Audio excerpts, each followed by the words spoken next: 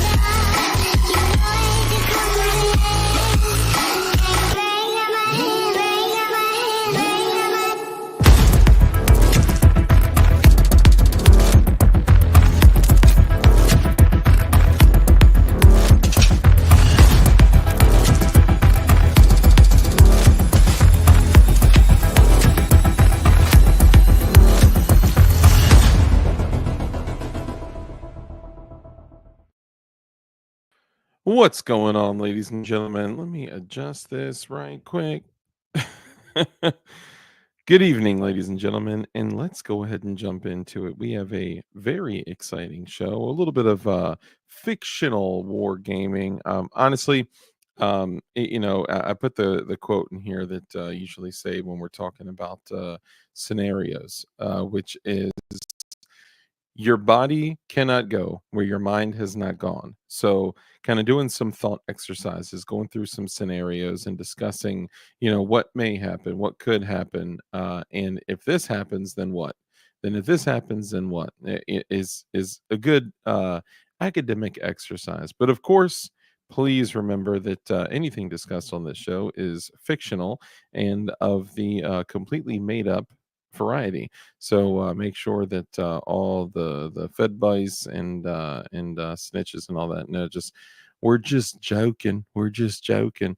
Anyway, let's go ahead and jump into it. So first off, I think what I'm gonna do. Oh, Kurt, my guy, thank you so much. Look at this beautiful. Oh, look at that, beautiful. Definitionknives.com, dldhardware.com. Beautiful. I love it. Thank you so much, Kurt. You're the man. And I know, Kurt, you may not be able to stick around the entire night, which is totally fine. So do not feel bad. There is this thing. Some people choose to sleep in the evenings, and in the nights, sometimes all the way through to the morning. So if you need to close your eyes, it's okay. Don't feel bad. Anyway, special shout out to the mods. You guys are incredible. Thank you so much. Super special shout out to the Chinaman Buzz because y'all keep it going. Yeah, I was about to start switching all the glonks on my whatchamacallit out there. Well, I guess I got some SIGs up there too. But anyway, Um, oh man, I forgot to put. I had the Beretta with the stick and the can and all that. Man, I should have switched that out. Anyway, whatever. But I did manage to put that 40 millimeter green Godsey Super Duty with the 1 to 6 LPVO on it. What? And I know what you may think there. You're looking, and you're like, DLD, is that a rear sight underneath that LPVO? No, it is not. It is a tracking device. If you steal my Super Duty, I am coming to get you, is what that means. Oh, that's great. Anyway, so let's go ahead and jump into it. So I think what I'm going to do, hey, Kyle, brother, great to see you. All you guys in chat, we'll go through and greet everyone and say what's up in a moment. I do want to just take a second, though. Um, Man, I feel really stupid having to say this, but on my last live stream, I had shared with you guys that I got a text message, and in the text message was a screenshot, and in the screenshot was a screenshot from someone named Gort that said, unfortunately, his wife passed away. And because that was sent to me by John Crump, I thought and believed that that was our Gort from, the homie, right? And Gort, he's in here now. And me, being like that we have a tight community, I got with the other guys. I spoke with Flying Rich and Crump and Shooting Gallery New England I'm sorry, Shooting Gallery Official. And I got with everyone and we're like, let's put together like a care package, get some stuff out to them, see if we can get some food out to them, take care of them, And I saw a Gort in the 2 EDU live stream, and I was like, hey man, this may not be the right place, but I just wanted to take a moment and say, I'm so sorry for your loss. Anything that you need, hit me up. And he's like, loss? What are you talking about, bro? And unfortunately, he did actually lose his brother a couple months ago, a month or two ago. So, Gort, I am terribly sorry for the loss of your brother. That's got to be tough. But I feel stupid, and I feel I should have taken, a few extra steps and maybe reached out to you privately before I said something on my public live stream that dozens and dozens of people across the world see. Sorry. Anyway, but Gort, I just want to apologize. It's not my place. I didn't mean to overstep. It's just, we care about each other, and we want to make sure that as we go through all these crazy experiences in life, that we make sure that we, just continue to be good people and take care of each other. So, my bad, but also we love you. And if anybody out there is dealing with stuff, man, reach out. I'll let your boy, and we need to take care of each other more. So we know we cannot rely on organizations to take care of us. We have to become the community that we intend to be so we can take care of each other. So, with that out of the way, Gort, we love you. Everyone else, we also love you. And let's go ahead and jump into it. And my bad for being stupid. Anyway, let's go ahead and move on. So, if this is your first time coming to DLD After Dark, you just heard all that for literally no reason. So, congratulations and welcome. Excuse me. Secondly, I don't believe you. I don't believe you that this is your first time being here. You're lying. You dirty rotten scoundrel. I know YouTube doesn't share my stuff with new people, so be real. However, if you are going to maintain that position, then I would encourage you to stick around. And it's a possibility that through your time sticking around here, you're going to see that we are one of the dopest communities in the world, and you'll probably subscribe. You'll probably, make sure we. Ooh, I got to respond to this. Hang on.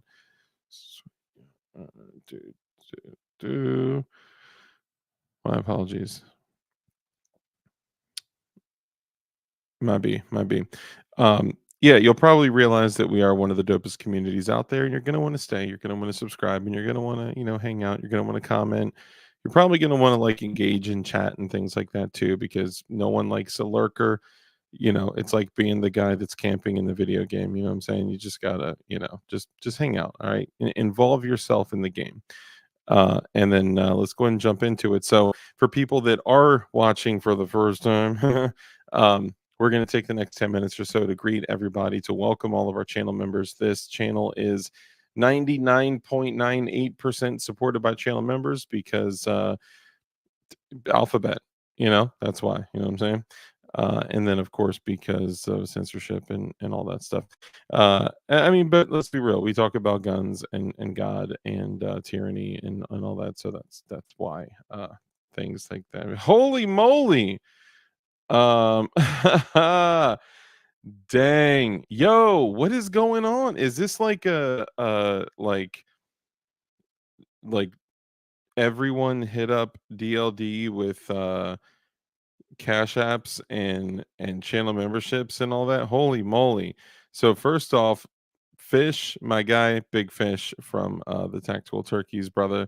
Love you. Thank you so much. And you got your package of knives from Definition Knives is on the way. It should be there Monday. Would love to know what you think about it. And make sure that you guys out there are following Big Fish Little Boat from Tactical Turkeys, because you're going to be able to see him post his thoughts on the knives as well. But he just gifted 5 DLD After Dark channel memberships. Like, holy moly, bro. Thank you, brother. I appreciate you. And for all you out there that just received a free channel membership, you can expect all these incredible, remarkable, highly desirable channel membership privileges, which is I say your name at the beginning of the things changed. You know what I mean? Like, hey, I didn't know this is what it was going to be. All right, but it is what it is. And then during this time, uh, like at the same moment, Kurt 20 the producer of the show, don't let anybody know, cash apped me $50 and said, "Money for a haircut, LMAO." All right, I know my hair is long, bro. All right, I gotta keep getting it out of the way. All right, I know it is crazy long, bro. Look at that. Dang, that's crazy long. If I could pull it down past my eye. Like Fish makes fun of me because he says I look like an emo singer or something like that. But dang, I mean, I'm sorry. I just haven't been able to get out there. I haven't had time. Man, thank you though. I appreciate you. um Seriously, if you leave the chat and click on join beside the subscribe button, you will be able to buy your very own membership, Big Fish. This is true. I ain't gonna lie. I thought I was buying myself a membership, but you're welcome. Dang. Okay. There's got to be a way. I'm supposed to be able to control this in the back end too. I can't. I can't. I don't know how. I don't know how. But tonight's gonna be dope. Kurt, bro, holy moly. Thank you so much. I was not expecting that. Big Fish, Little Boat. I also was not expecting that. And if I had my chat pulled up, I'd be able to see who got all the memberships. But sweet, I can't do that now. And we got to get moving. So, anyway, thank you all so much. I love y'all. You guys are incredible. Let's go ahead and jump into it. So, first in chat tonight was your boy, Kurt 24 with "Hey, Dark." Appreciate you, brother Kurt 24, the producer of the show. Don't let anybody know. And Kurt 24 is not only first in chat, he's not only a channel member, he's also a moderator. So, Kurt, we salute you. We appreciate you. And he also got, what did you get? I think you got a journalist and a co pilot, or a DK1 and a co pilot. He got a couple of the knives too. He loves them. He says they're the best knives he's ever laid his hands on. I'm just kidding. He didn't actually say that, but he did say, I think he said they were fire. So you got to love the fire. We love the fire. Kurt 24, appreciate you, brother. Thank you so much. Let's go through and say what's up to all the other channel members. If you're watching this the next day or the next day or the next day, a lot of people like to enjoy the DLD After Dark in the morning with coffee. We love that, and we love you. Salute to all y'all, the Replay Mafia. Shout out to Razor JB, to Night Custom Builds, and all the dudes that always watch it and always comment. We love y'all for that. Thank you. And do me a favor and post, comment, Replay Mafia, recapitulation syndication, reheating the leftovers, polishing the pearl necklace, whatever, all the crazy stuff that y'all say. But I appreciate y'all so much. Now for the channel member shout outs. Zanty Misfit, brother, channel member, appreciate you, my guy. Uh, what? Hold on. No. No. Is that okay? Okay, hold on. so it sent me the alert again. I was like, please don't tell me you sent that again. That's crazy. Okay. Yeah, appreciate you. So Zanti Misfit, brother, great to see you. Chinamemba, appreciate you, brother. Thanks for coming in and hanging out. See Kurt 24, Zanti Misfit. Also, channel members sound off in chat so we can say what's up. Senor Bob, great to see you as well, my guy. Appreciate you coming in. Yeah, we were planning on going out to Oaks. We may have had a little bit of uh, I guess, what do you call it? Like info in advance that there was going to be a special guest there, Elon Musk, and he only came out for one day. We didn't get to make it out there, but it would have been a whole trip to get the homies out there. So we just weren't able to pull it off, unfortunately. But wish we could have come out there. I probably will be at XCal tomorrow afternoon, though. So if anyone wants to send a small hit squad out there and just take care of me while I'm in the private lane, it would probably, I don't know, be about 60 minutes before someone finds my corpse. So take advantage of that time. Tim Harper, brother, great to see you. Also a channel member. Appreciate you, my guy. Let's see. Oh, Mark Tucker, Mop, great to see you, brother. Also, appreciate you, my guy. Drew, what it do? I say Drewski, what it do ski? Lifetime channel member. Caught myself in the wire. Let's see. Drewski, great to see you. Mark Tucker, Mop, Drewski, what it do ski? Let's see. Drew. Hey, Steve Whoop. Great to see you, brother. Also a channel member. Appreciate you.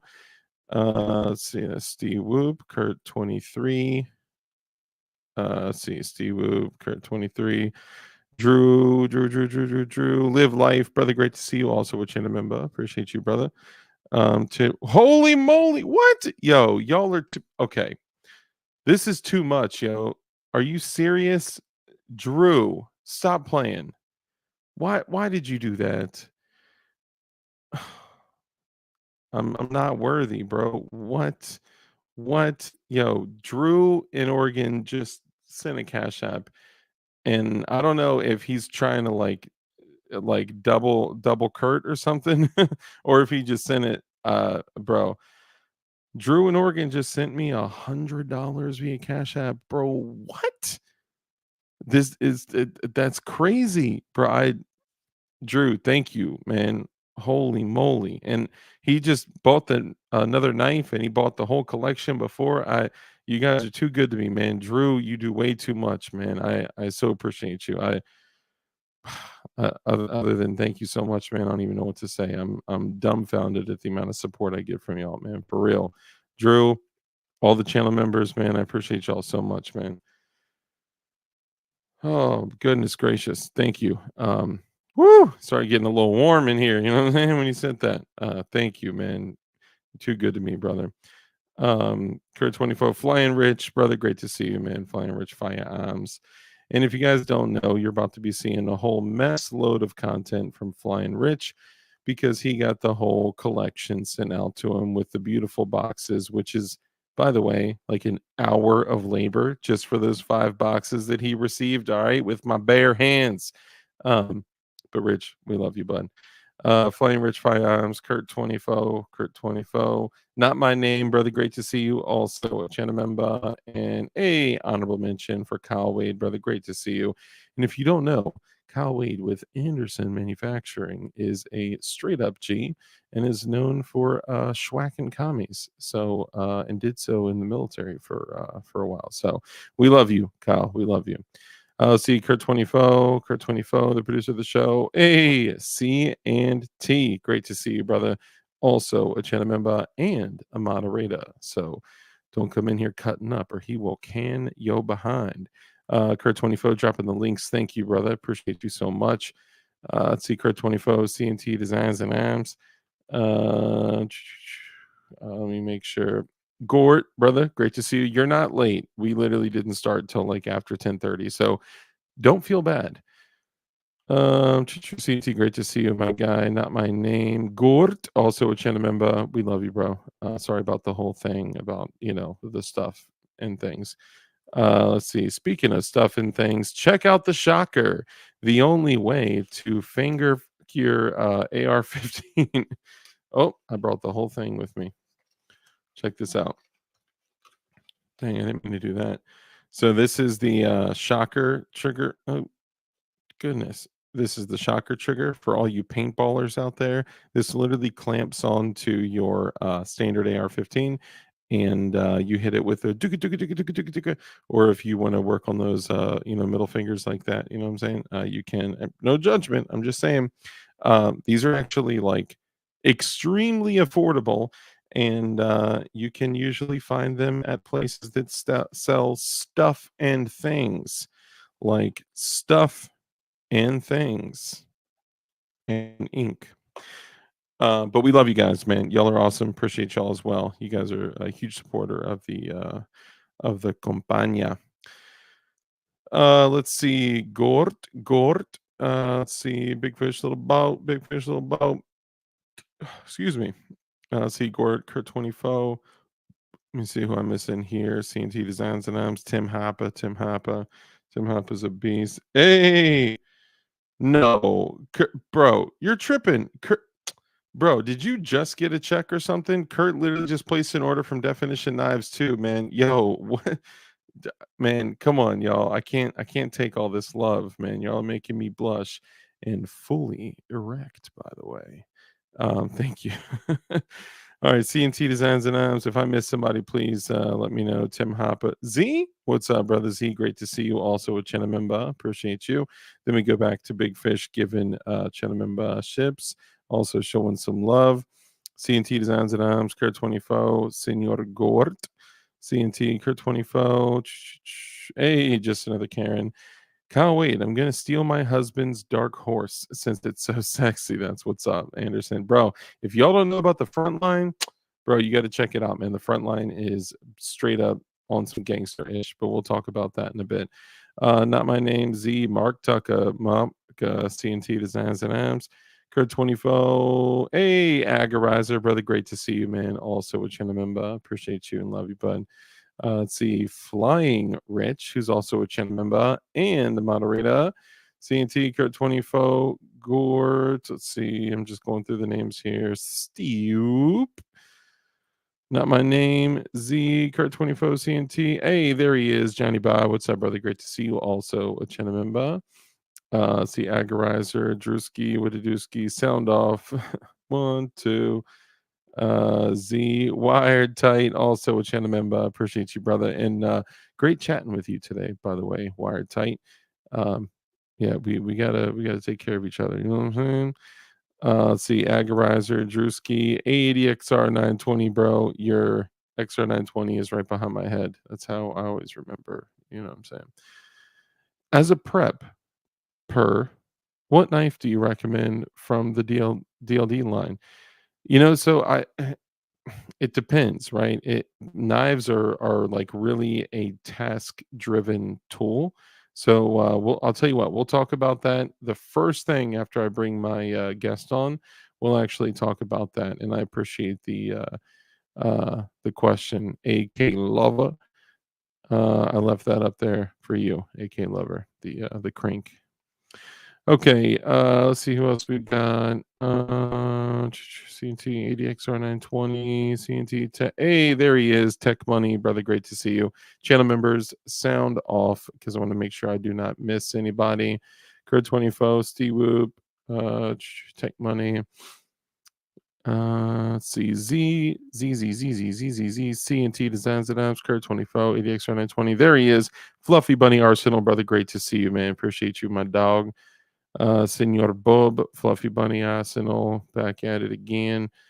Let's see, Kurt 24, Agorizer, Senor Bob. Hey, what? ADXR 920 gifted 5 DLD After Dark channel memberships. Holy moly. What's up with, bro? Y'all are like going crazy tonight, man. We haven't even for real started the show, and we're 25 minutes in, and honestly, I shouldn't keep my guest backstage for that long. It's kind of grimy, right? Is it grimy? You can give me a head nod or some kind of grimy. My bad. I need to work on it. I think moving forward, I'm just gonna like roll credits like all those other people do. Like, and for my Patreon supporters, we're gonna show them some love. It's like meh, for 5 seconds, and then it's on to like nah. We got to individually say, Fluffy Bunny Arsenal Brothers, great to see you. CNT, Kurt 24, Senor Bob, D Alvarez. Hey Dark, hope you're having a good week. I actually had that drilled by eye before I even got the jig, but dang, what? Holy moly. Well, I appreciate the business and appreciate the support, man. Things have just been crazy. My email became unsynced. My just like everything has been breaking down while launching a knife company, and time just kind of got away. And literally every single day, there are people I didn't respond to, and doing my best. I'm doing my best. I'm only but a man, but one singular man. BV Luminous is now a Chenamemba, thanks to ADXR 920. And ADXR 920, bro, I really appreciate the support, my guy, for real. Let's see, CNT Designs and Arms, ADXR 920. Take my whoa, what? What is this? Kurt 24 gifted 5 DLD After Dark channel memberships. Holy moly, yo, y'all are crazy, man. What? Appreciate you, man. Kurt is I don't need he cash apped me and then bought a knife from Definition Knives and then bought 5 DLD After Dark channel memberships. Like this is crazy, y'all. Come on. We're never gonna start the show if y'all keep doing this. I just want to let y'all know. My guest just left. He's gone. He's gone. I'm just kidding. Blue Curtain Burner, brother, great to see you, man. I appreciate you, my guy. Thank you so much for being a channel member. Shooting Gallery, brother, great to see you. Also, a channel member, appreciate you and your support as well.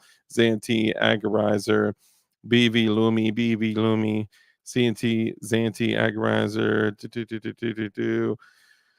Holy moly. Hey, Red Dawn Readiness is now a channel member. That was ooh, I'm a channel member. Rip Curl Readiness, also a channel member. Brother, great to see you. Zanti Misfit, CNT, Zanti, Gort, Rip Curl, CNT, Cowway, Damian Christ, all y'all guys. All right. So we can't do any more honorable mentions because we're super late. But look, I love y'all so much. And I'm really excited to get it popping. And Kurt 24, thank you, brother. Hey, our resident meme artist, man against the masses, bro. Great to see you in here, man. I hope you're doing well. And let's go ahead and jump in. So, guys, um, we have a very special guest today. We're talking about some very specific things, and if you guys don't know, we have somebody who's known to be amongst the elites. He's very famous for working on a plan injecting a bunch of mosquitoes into the environment, which started in Florida. It actually came from a different country. But ladies and gentlemen, Bill Gates. Let's bring him on. Bill Gates. How's it going, Mr. Gates? Expose all evil. I couldn't think of anything else to say other than the mosquitoes and depopulation and all that stuff. But Red Dawn Resistance, Red Dawn Readiness, Red Dawn Live, Red Dawn Your Mom's Box, and all that. Brother, welcome, man. Appreciate you. Red Dawn, carrier of a definition knife. Hey, you got a couple on the way too. Yes, sir. Somebody said they're going to be arriving like Monday or something like that. You know what I'm saying? I'm really excited for it.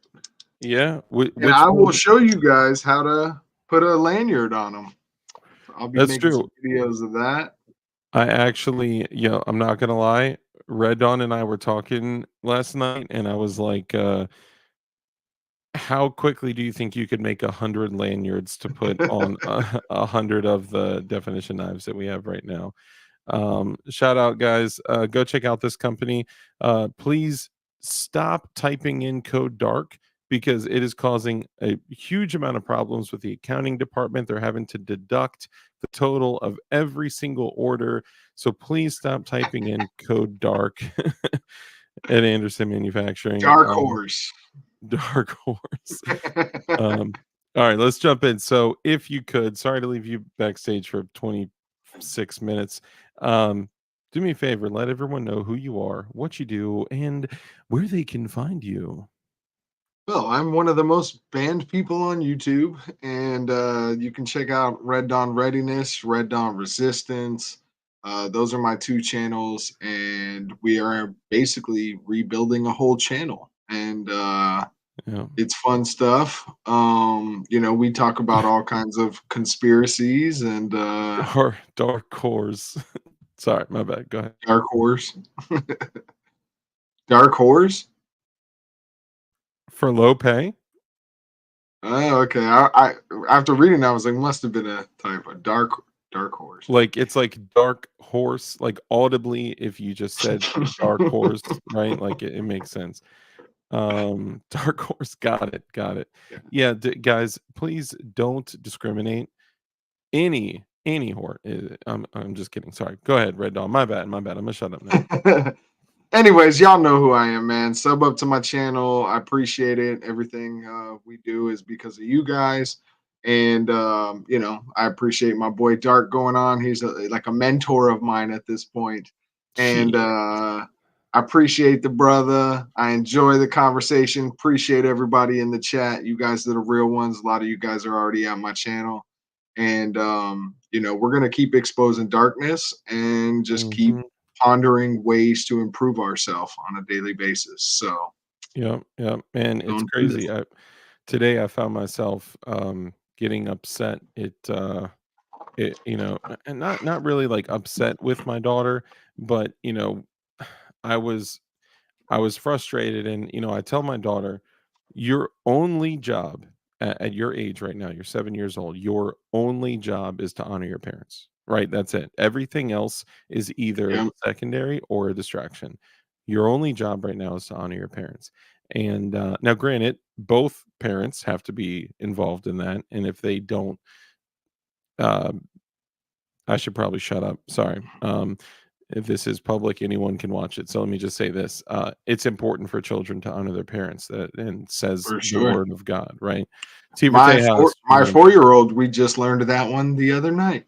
oh, really? Good for you, man. Good for you. Yeah. Every night she'll come and be like, "Can you tell me a story?" And so she gets Genesis 1, uh she gets John 1, and I just Nice. tell her these stories, and we went through the 10 commandments the other night. Nice. So That's what's up, man. Yeah, it's super important, and it's important for kids that kids do understand some complex things, but the if we can just give things to them in a simplistic manner, I think simplicity is the highest level of sophistication, right? So the more simple something mhm. is, the better it can be executed. And but I found myself, even though I was getting frustrated because she wasn't honoring her parents, um, I kind of had to check myself, like, am I mad because she's not honoring her parents, or am I mad because I feel slighted and it's my ego and pride? And I kind of had to like check myself. So look, we're all learning every day, For um, sure. but doing our Spare best. the rod, spoil the child, though. Hmm. Just doing our best to become better, be more Christ-like. And me, indeed, I'm far from it, but we're working on it.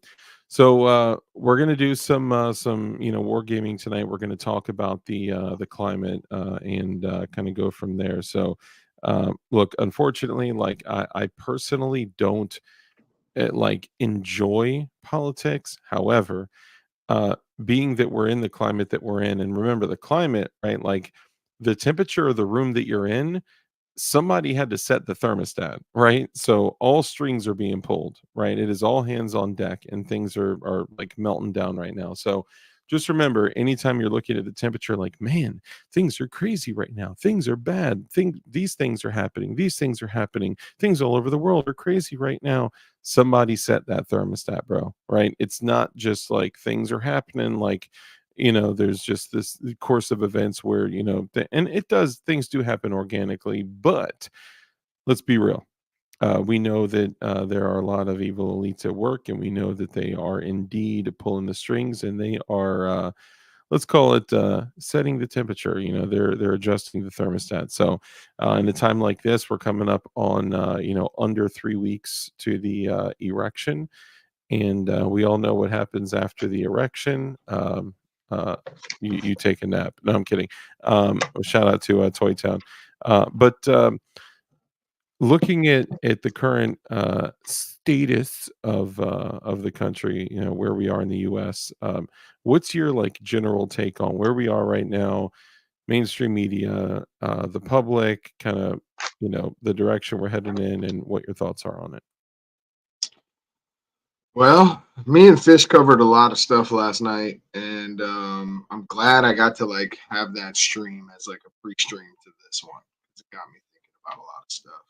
Nice. Um, I honestly think they're not going to certify the election if Trump wins. I think they're going to say that he broke the I forget which one it is, the one that they were trying to say he did like an insurrection on the country, and like the one that they used to try to keep after the Civil War they came up with, if you know the one I'm talking about. But The Insurrection Act, or whatever it is. I forgot what it's yeah, called, but okay, okay. So um, you think they're going to actively keep? So if he does win, you're saying you think that they're going to do what they can to prevent the election from becoming certified?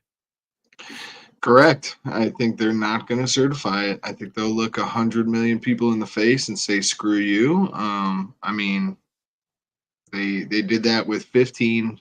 What? How many votes did he have? 15 million. Biden had about 15 million votes, and to be the candidate, and they basically told all of them, "Sorry, we're putting Kamala in." Mhm. So I think that's going to be the big thing. And then I said this to Fish last night. Was dude, they've done assassination attempts. They've had court cases after court cases in multiple states. Like the guy's still coming, and the people who are up pulling the strings, like, do you really think they're going to just be like, well, I guess none of it worked, guys, and he's the president? Mm. Like they're going to continue on with something. Do you think, a lot of people say, like, for an example, we've referenced the Civil War movie before, right? Yep. And a lot of people say, like, oh, that was Obama's company, or I forgot the production company, right? So the Civil War movie, That uh was a different one, though. that was a different company. Yeah, Yeah, it was. A24 maybe. Yeah, A24 did that one. What was the name of Obama's? It was The end. This is the end. No. Um, the still show's over, folks. still a great movie though, right? Yeah, No. somebody in the chat will remember it. Yeah.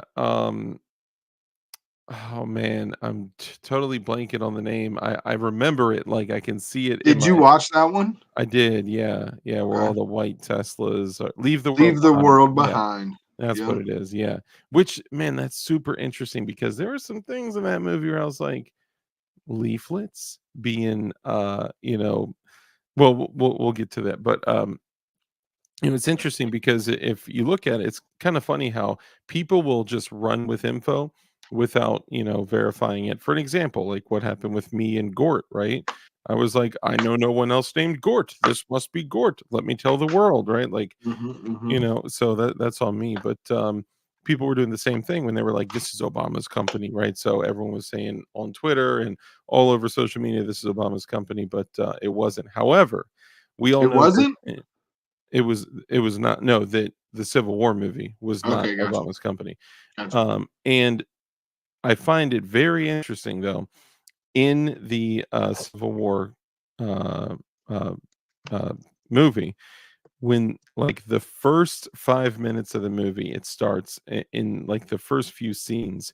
It says, it just like brushes up against it's kind of brushing over the topic loosely, and it says, or the storyline rather, and it says that this is the president's unelected third term. Do you Hmm. think, because we know cinema, we know all the people that are engaged with, all the, bullshit in Hollywood, that a lot of those are string pullers too, attached to the media, attached to companies like Vanguard and BlackRock, and Hmm. companies that sell stuff that gets squirted into pokey stuff that goes into people's arms and all that. Um, do you think that there may be some truth to that? Kind of like what you're saying, right? Like, that they may be like essentially the scenario that you just said, where it's like, yeah, we know there was an election and all that, but we think things are just fine the way they are. So we're gonna swear in Kamala. You know, Could it like, be? Could it be like Obama's unelected third term? dude, I mean, this is essentially Obama's, like, fourth term, right? Like, Yeah. um, there's a in an interview. Sorry, words are hard. There's an interview where he's kind of just like spacing out, looking at the ground, and he's talking. He's like, what I'd really like to do after serving, my terms in the White House. If I could, I would go ahead and I would be the man behind the curtain. Have somebody else be the point man, be in front, and doing all the interviews and doing all this, and have me kind of be in my sweatpants, sitting at home in my basement, just kind of calling the shots. And I'm like, I wonder how much truth there is to that. For Um, sure. but again, they're Did you see the one where Biden was? I think it was. I don't know if it was on a debate stage or what, but it was an interview with Biden, and he was like, if things go down and they don't want me there anymore, I'll just develop some type of disease and I'll disappear. what? You haven't seen that one? No. Oh, I could play it. Dude, that's crazy. Yeah. I mean, honestly, it's not too crazy, looking at everything that's happened over the past, little bit. But yeah, that's crazy, man. Stifler Manufacturing, what up? Johnny Bob, what up? Tuck, what up? Everyone that's coming in here, good to see you guys. FGM, good to see you, brother G23Z, good to see you.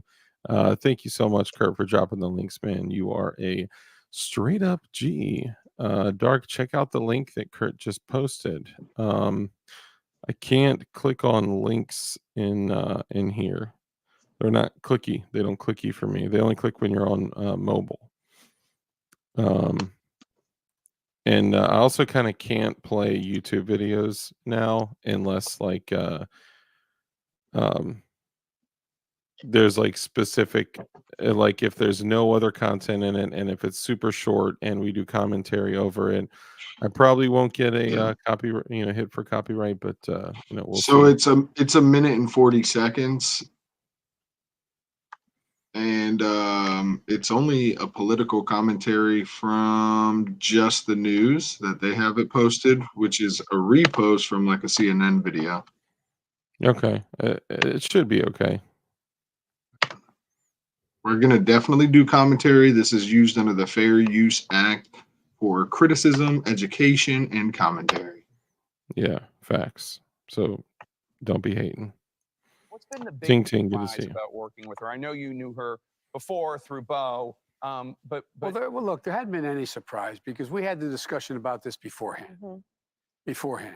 First of all, I understand how campaigns can sometimes get a little out of whack a little bit. And as I told her, because asked the question, I don't hold grudges. That's why Richard Brand Kramer questioned whether I was really Irish. You but all lying. kidding aside, the first lady to be told me she holds them for you. yes, she does, but not with she and Kamala have become friends. Yeah. But all kidding aside, it's a matter of the thing we Damn, are they about to simpatico kiss? on our philosophy of government and simpatico on how we want to approach these issues that we're facing. And so I don't have, and when we disagree, it'll be just like, so far, it's been just like when Barack and I did. It's in private. She'll say, I think we should do A, B, C, or D. And I'll say, I like A, don't like B and C. He is not that it's same guy okay, anymore. But I told Dude. Barack, if I reach something where there's a fundamental disagreement we have based on a moral principle, I'll develop some disease and say I have to resign. That's we with don't Kamala have right that there on- next we to him haven't- saying and that. we discussed at length. She's like, why the hell our did you views say? on foreign policy, on domestic policy, on intelligence. And the great thing is she has a background in the Senate on They intelligence. tell us the everything, bro. Intelligence Committee. She has a background in the Senate They on have a to. whole range of things that are going to be pertinent to what we have to do. But yeah, that's Bro, that's that's pretty crazy. Bro, I was gonna ask when that was from. So that was from what, 4 years ago, something like that? yeah. Look at the changes in just that 4 years, bro. That man could talk back then. Yeah, really. I mean, And we know that like he's known for talking. He's been very vocal in the past. We already have a nigger mayor. We don't need any more nigger big shots. That one gets me every time. I know it's so It's terrible. like, It's like it's so damn. cringe, but it's like this is It's so cringe and awkward that you have to laugh because it's like, how did that happen on like television and I know. recorded? Dude, imagine if someone handed you a paper with something just terrible on it, right? Would you just read it with comfort and ease like that? No, you would be like, all right, guys, check this out. Y'all know me. Okay. You know who I am. You know my heart. Okay. And I just want to let you know that what I'm going to read, it has some harsh language in it. Okay. And I want to prepare you for this. So if you have young ones in the room, make sure to, remove them from, if anyone is sensitive to, racial slurs, I'm going to be reading someone else's quotes. These are not my words. Like there would be so much of a buildup to that. The buildup would be 10 times longer than the actual moment that I ever read something like that. Like, bro. So I did notice that Fish bought 5 memberships, but didn't get himself one. Yeah, I know. You're not. I saw that he was like, I'll be real. I was trying to buy a membership for myself. Oh man, that's too funny. More Beta Prince, brother. Great to see you. Member for 29 months.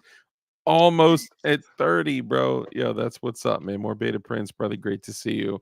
My guy is straight up G printing like a mofo. Man, great to see you. Heck yeah. Bro, straight up, humans are conditioned to accept what is said unless you say something offensive. That just you know, that just, can't be done. Can't be done. So yeah, I mean, I just can't believe that like what was said there wasn't circulated among especially like the way that the people that are I hate to even again, I hate the divide. I hate the right and the left, the red and the blue, and all the BS and how divisive it is, and just how this country has become bifurcated. And it's all planned, and it's all at the uh, at our dismay or at the behest of it. It's all bad for us. Senor Bob, brother, thank you so much, member, for 20 months.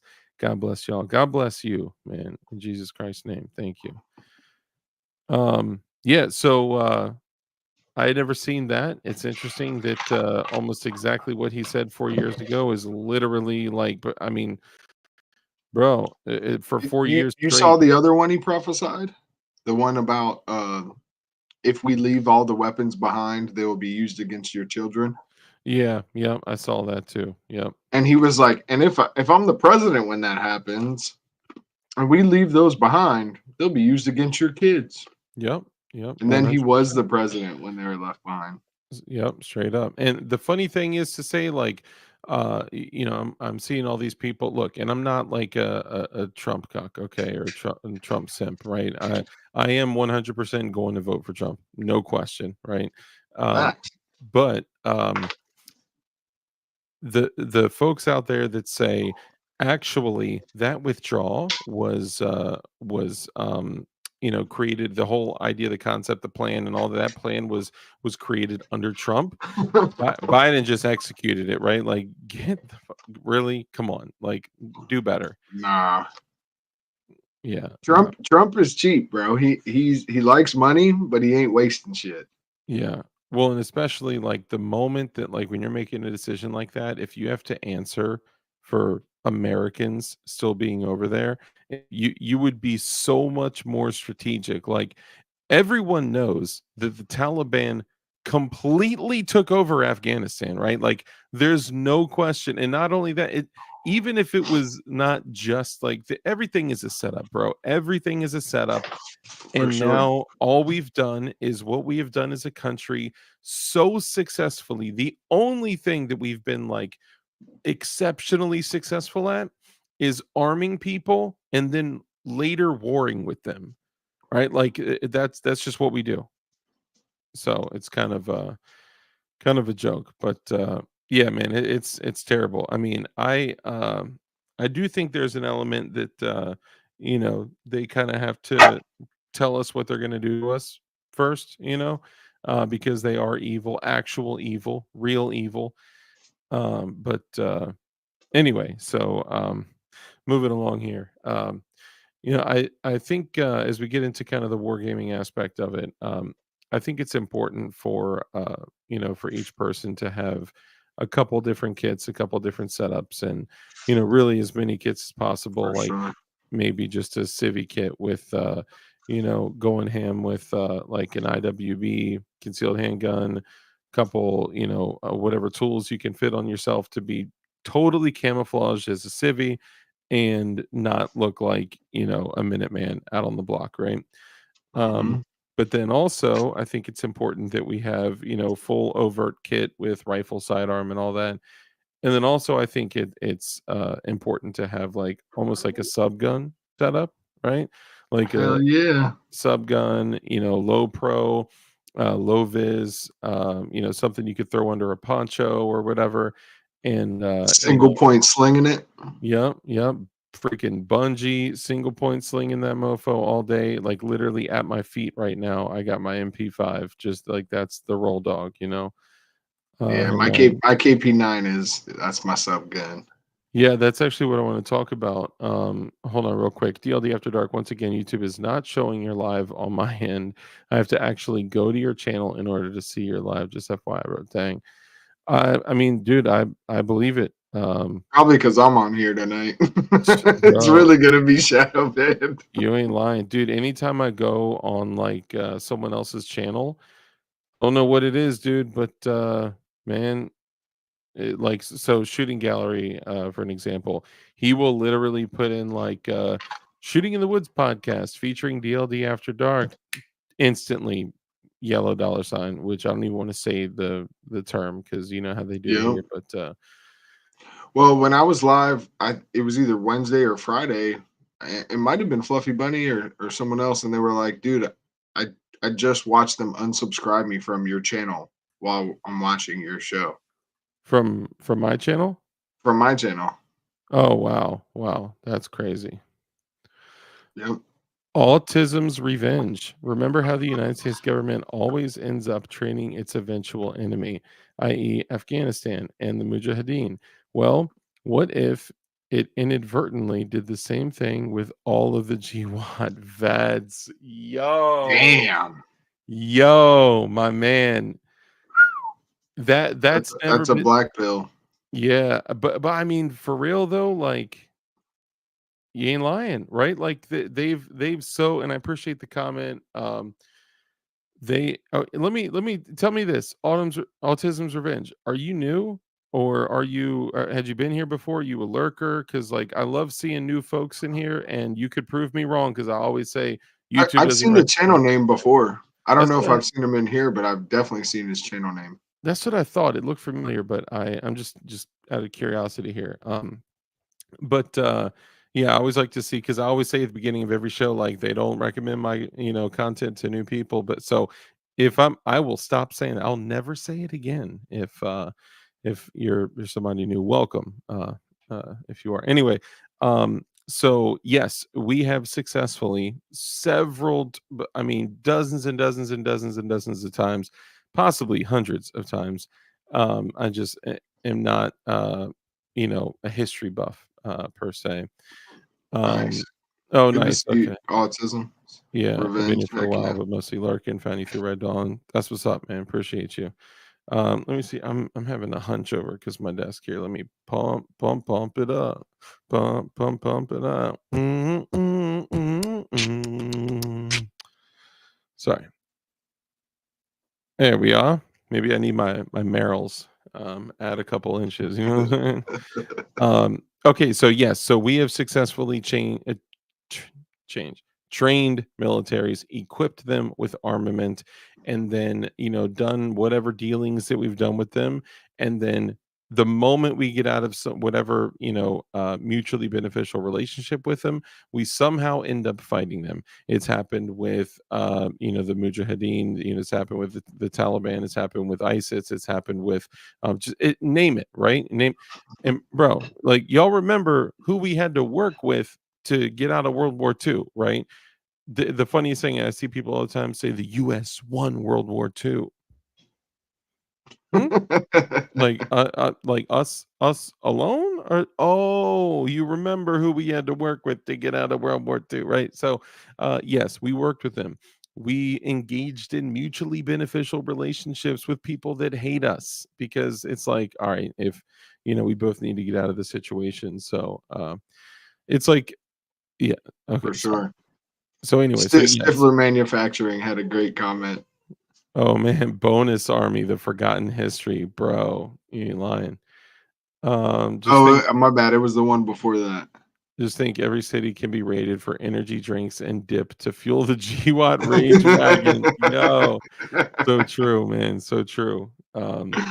It's interesting because the United States military armed those people, trained those people. GWAT dudes, running around ham learning how to you know, dispatch insurgents in the most effective ways. And then they come home and then they're shitted on and they're just straight up deuced on. And all they hear is, we shit on you. We don't take care of you. We don't provide you, the, health coverage and all the things that you're due. And then thank you for your service, right? Like, F you. We don't provide you anything. We shit on you. And okay, some of them I've heard great stories about how they've been taken care of, but for the most part, VA's broken. For the most part, VA loans suck. For the most part, like, all the things that are put in place that are supposed to be beneficial to those that have served, especially in the 20-year war that was all based Well, on lies and enrichment of the that's elites. fucked up. That's real messed up. Uh, I do think that they get a lot of things, but I think the biggest thing for veterans, from at least what I've seen, is how they prop up other subgroups above them. That is like the biggest slap in the face for them. Like the VA What do loans you for mean by buying that? houses, like kicking them out of like one of the biggest ones is giving everything to the illegal immigrants and giving them more than what they give the veterans. Like Yeah, yeah. that's a super big slap in the face. You know what I mean? Mhm. Yeah. And that should never happen. Nobody should come to this country and get anything for free, No. unless you're being used as a pawn for something.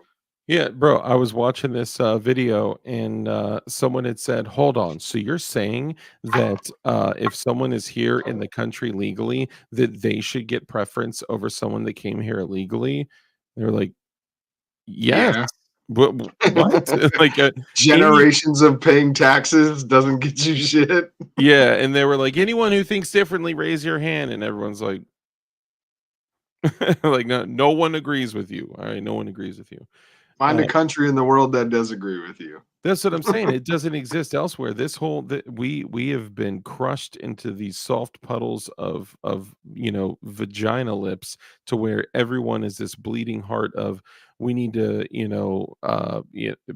be a sanctuary for people. No, no, fuck that. We If people are going to immigrate over here lawfully, totally fine with that. Not a problem at all.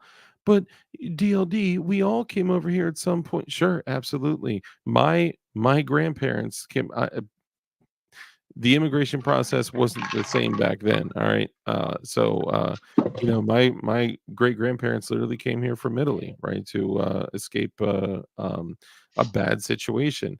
But it doesn't mean that I support millions and millions and millions and I millions of don't people I don't coming remember over my here illegally. ancestors being like, yeah, they gave us a food card and they put us in a nice hotel in New York City, and No, we this had one, another stipend card where we could buy whatever we wanted.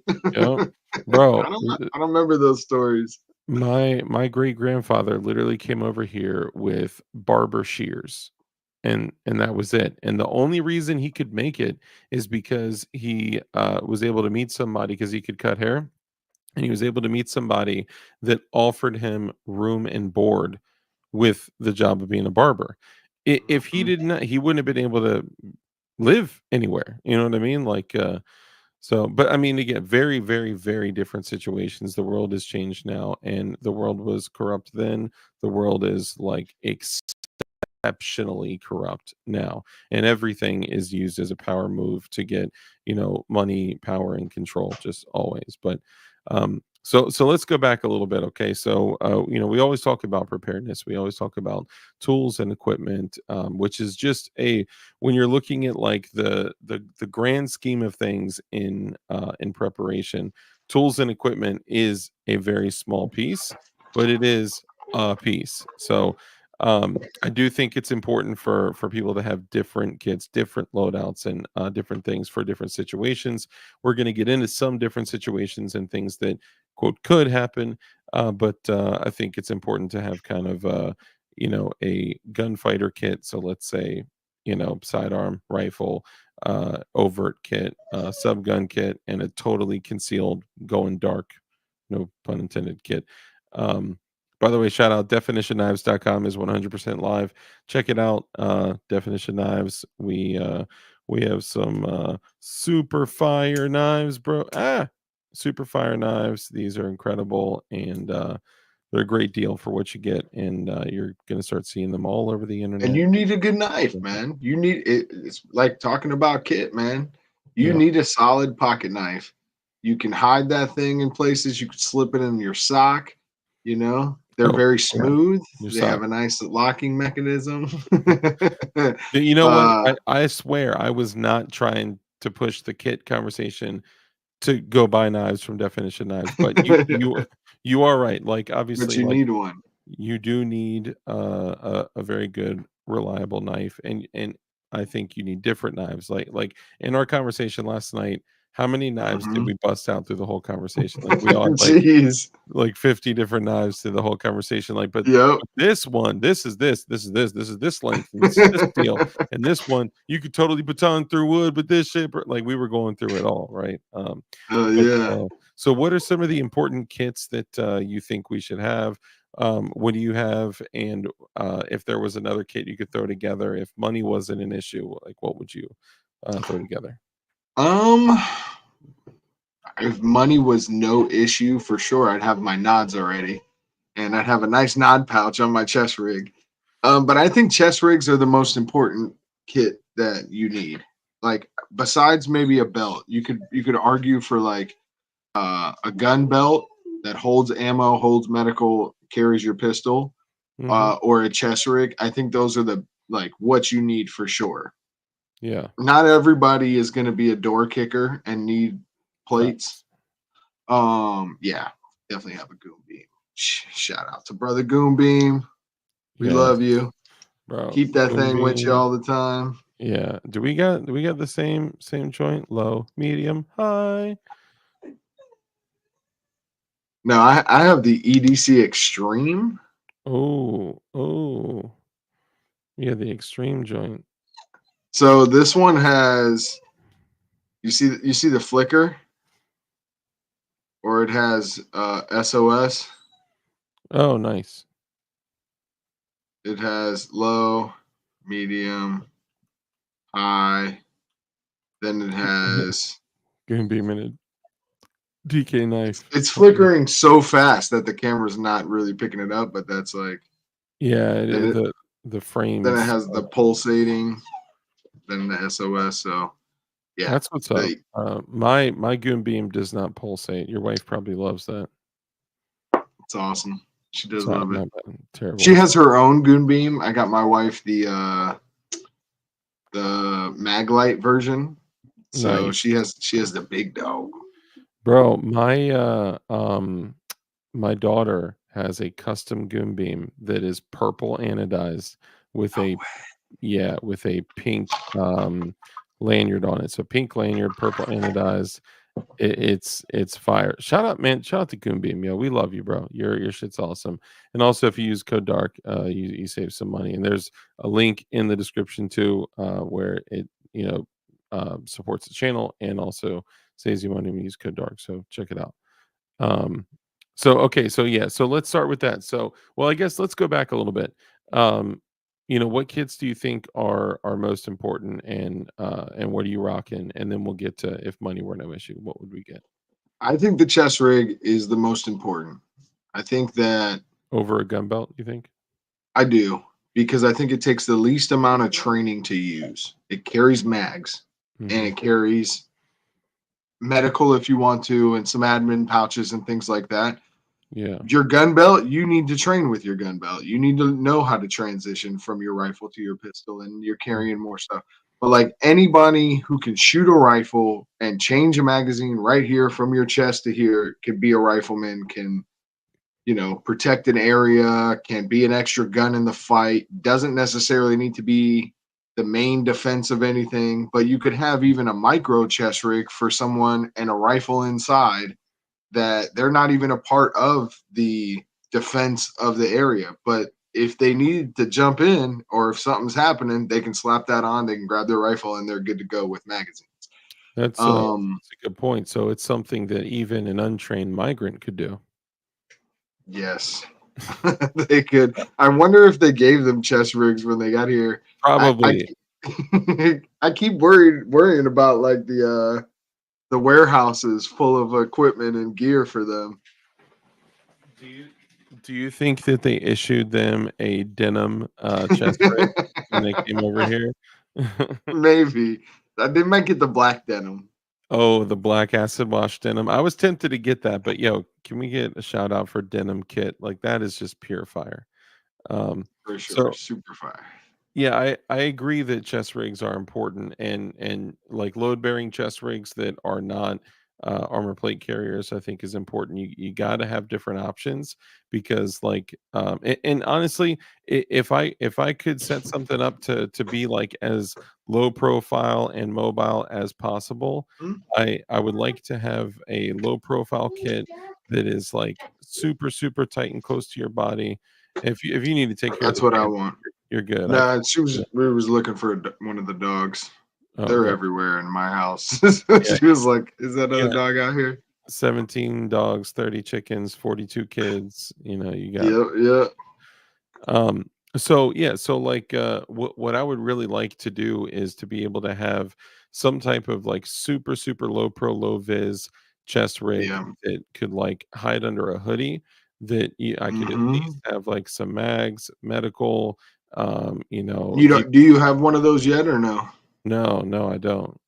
T-Rex makes a really good one, and there's a couple other companies that make some fire ones, but it's like basically all elastic, so Mhm. that way you can wear it underneath a t-shirt even, and it's like a concealed carry, full rig, multiple So mags, is it almost tourniquets. like belly band kinda, It's kind size? of, but it does have straps and everything like a chest rig. So, but it is designed more like a belly band, you know. But everything is in there, and you can put on anything with it.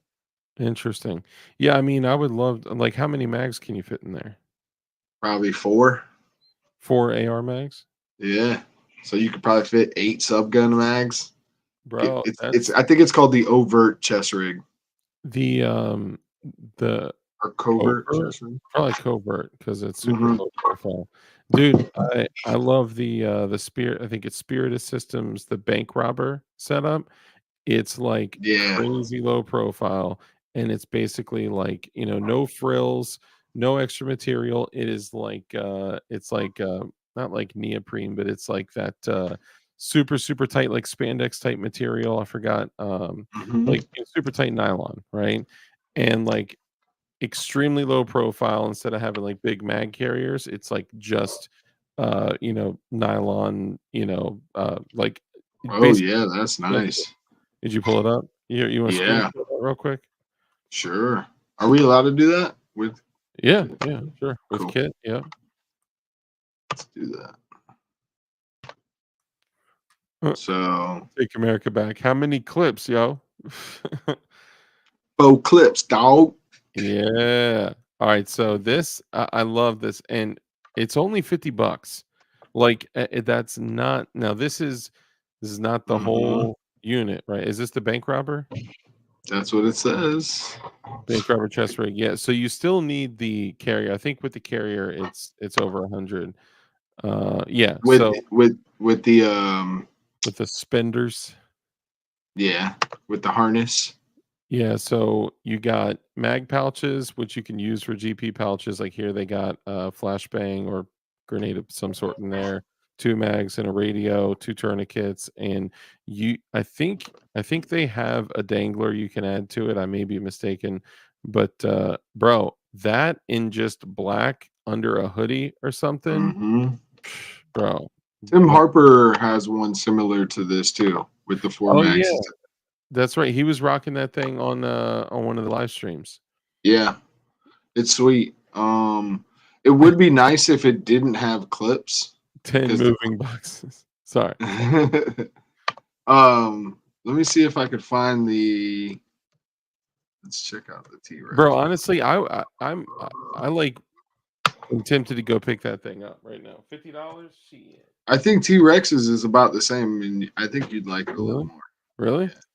So this is all right. So I got the clippy. Oh, so this the denim would actually work with the with those clips.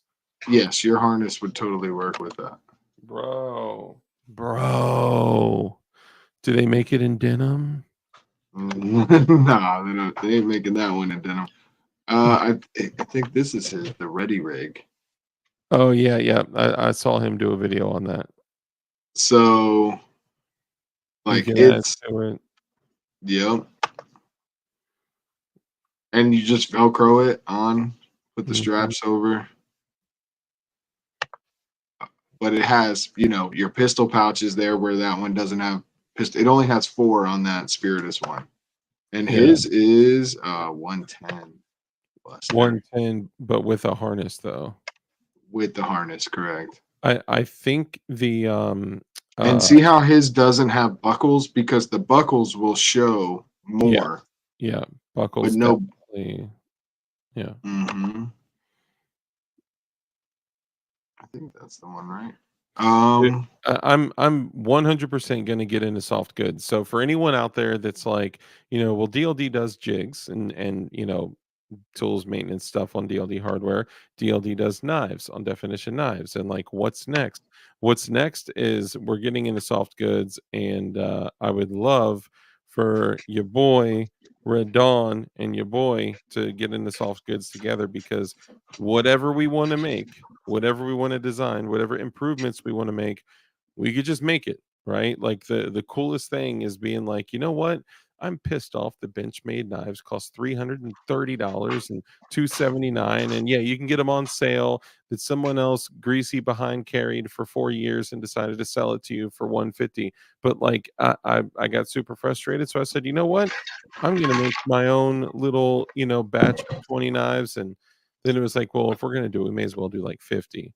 And then it was like, well, if we're gonna Hmm. do 50, we may as well do like 100. Then it was like 200. Man, we should probably do 250. And then it became like we're starting a knife company. All, by the way, all knives from Definition Knives are all made in the great state of China. So, just so you guys know, you're supporting a great Chinese company. Um, you're supporting the CCP directly. Don't joke about that. We can't stop it, bro. We cannot stop it. I don't really like to, add to it too much, but these dudes are actually super based, and they're making millions of knives for CRKT, Kershaw, Smith and Wesson, all of the major companies. They're making all their knives and whatever. So um, anyway, oh, and by the way, these are knives that other companies would be selling for ridiculous amounts of money, bro. Every single person that's gotten Definition knives in their hands has been like, "Yo, for the price category that these are in, these are like the best feeling, the like most solid, like for the price that they're in."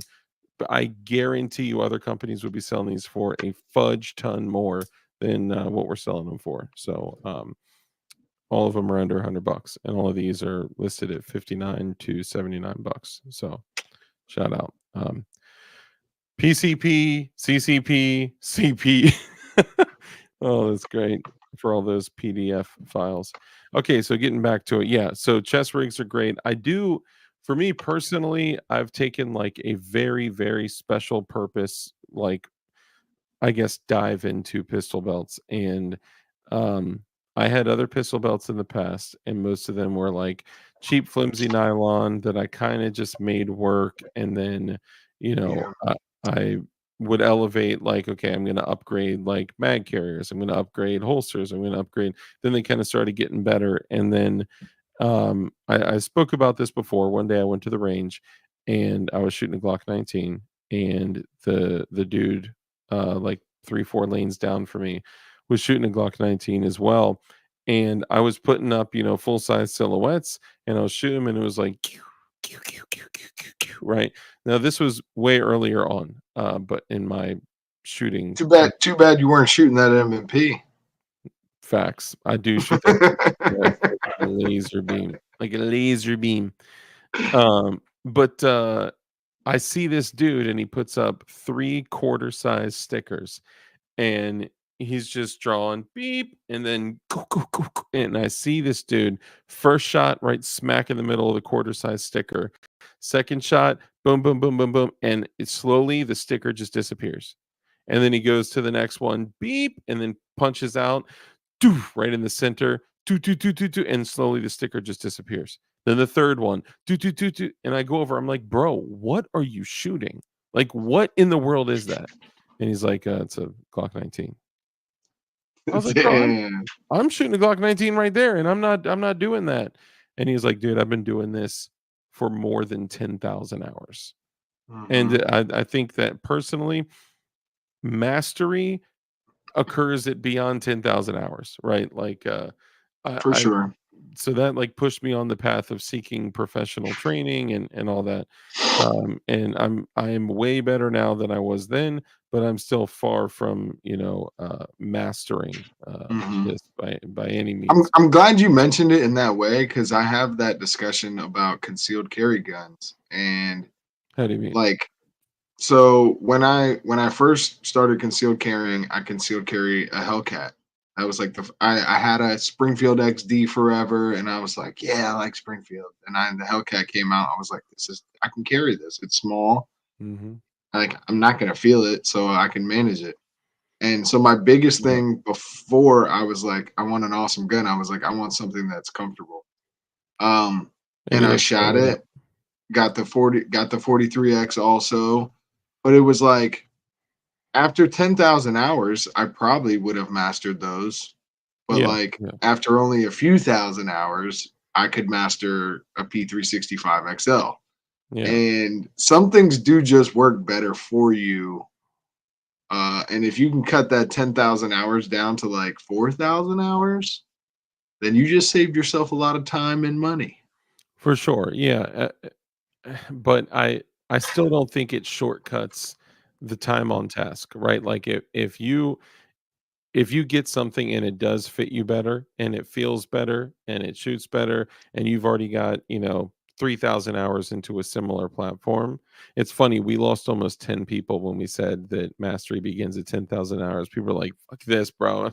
10,000 hours. No, I'm good with my Glock, bro. I'm good. My dagger is on point, and I don't need y'all telling me nothing.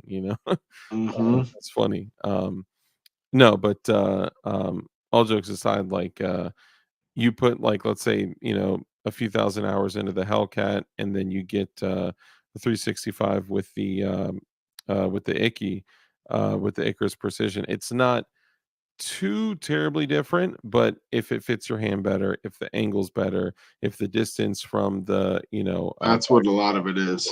yeah, dude, the distance from the backstrap to where the trigger is Hmm. such a huge piece of, if a gun fits you, if it fits you better, it doesn't matter. Obviously, get good equipment, right? But like, if it just fits you better and feels better and you can't explain it, it's those small, tiny things that like that, right? I'm talking like, a few millimeters could be the difference between shooting well and shooting exceptionally. So, use whatever equipment is best for you, even if your buddies, make So fun. do you know how long 10,000 hours is in like days? How many days? Full days. Days, I don't know, probably 365, so 24, but probably a lot. Yeah, it's 416.6. Woo! So 10,000 hours would be Damn. training for more than 1 year, 24 hours a day. So it takes time. No sleeping, no eating, Nope, no nothing. missing nothing. So there have only been a few things in my life. Honestly, probably like 2 things that I have truly like mastered. One of And them you probably can't discuss. one of them I definitely can't discuss. Um, but it's Goonbeam Glock 20 gang. Good to see you. Goonbeam, we gave you a grip Glock load of 20. shout outs earlier. I'm more of a Glock 40 kind of mofo. Actually, I was showing Red Dawn the Glock 40 last night. That 10 Oh millimeter. yeah. Psh, that thing is like this long, dude. It honestly, you know what it looks like? When I bust out that Glock 40, it looks like this. Bro, be careful with the AI. They may I they may know, get I you. know. It's That's hilarious. It does kind of look like that. I know, it's like freeze. This is cardboard. It is it's probably we're probably gonna get canned for that. I didn't Yo, I totally thought that said the Yankee Marshal. Yo, I was about to start Nah, Yankee dying. watchdog. Yankee Watchdog, brother. Great to see you, man. Thank you. Andy Lipsco, great to see you. Vanessa Kitty, I saw you too. Some folks that I may have missed, thank you for coming in here. Ting Ting, great to see you.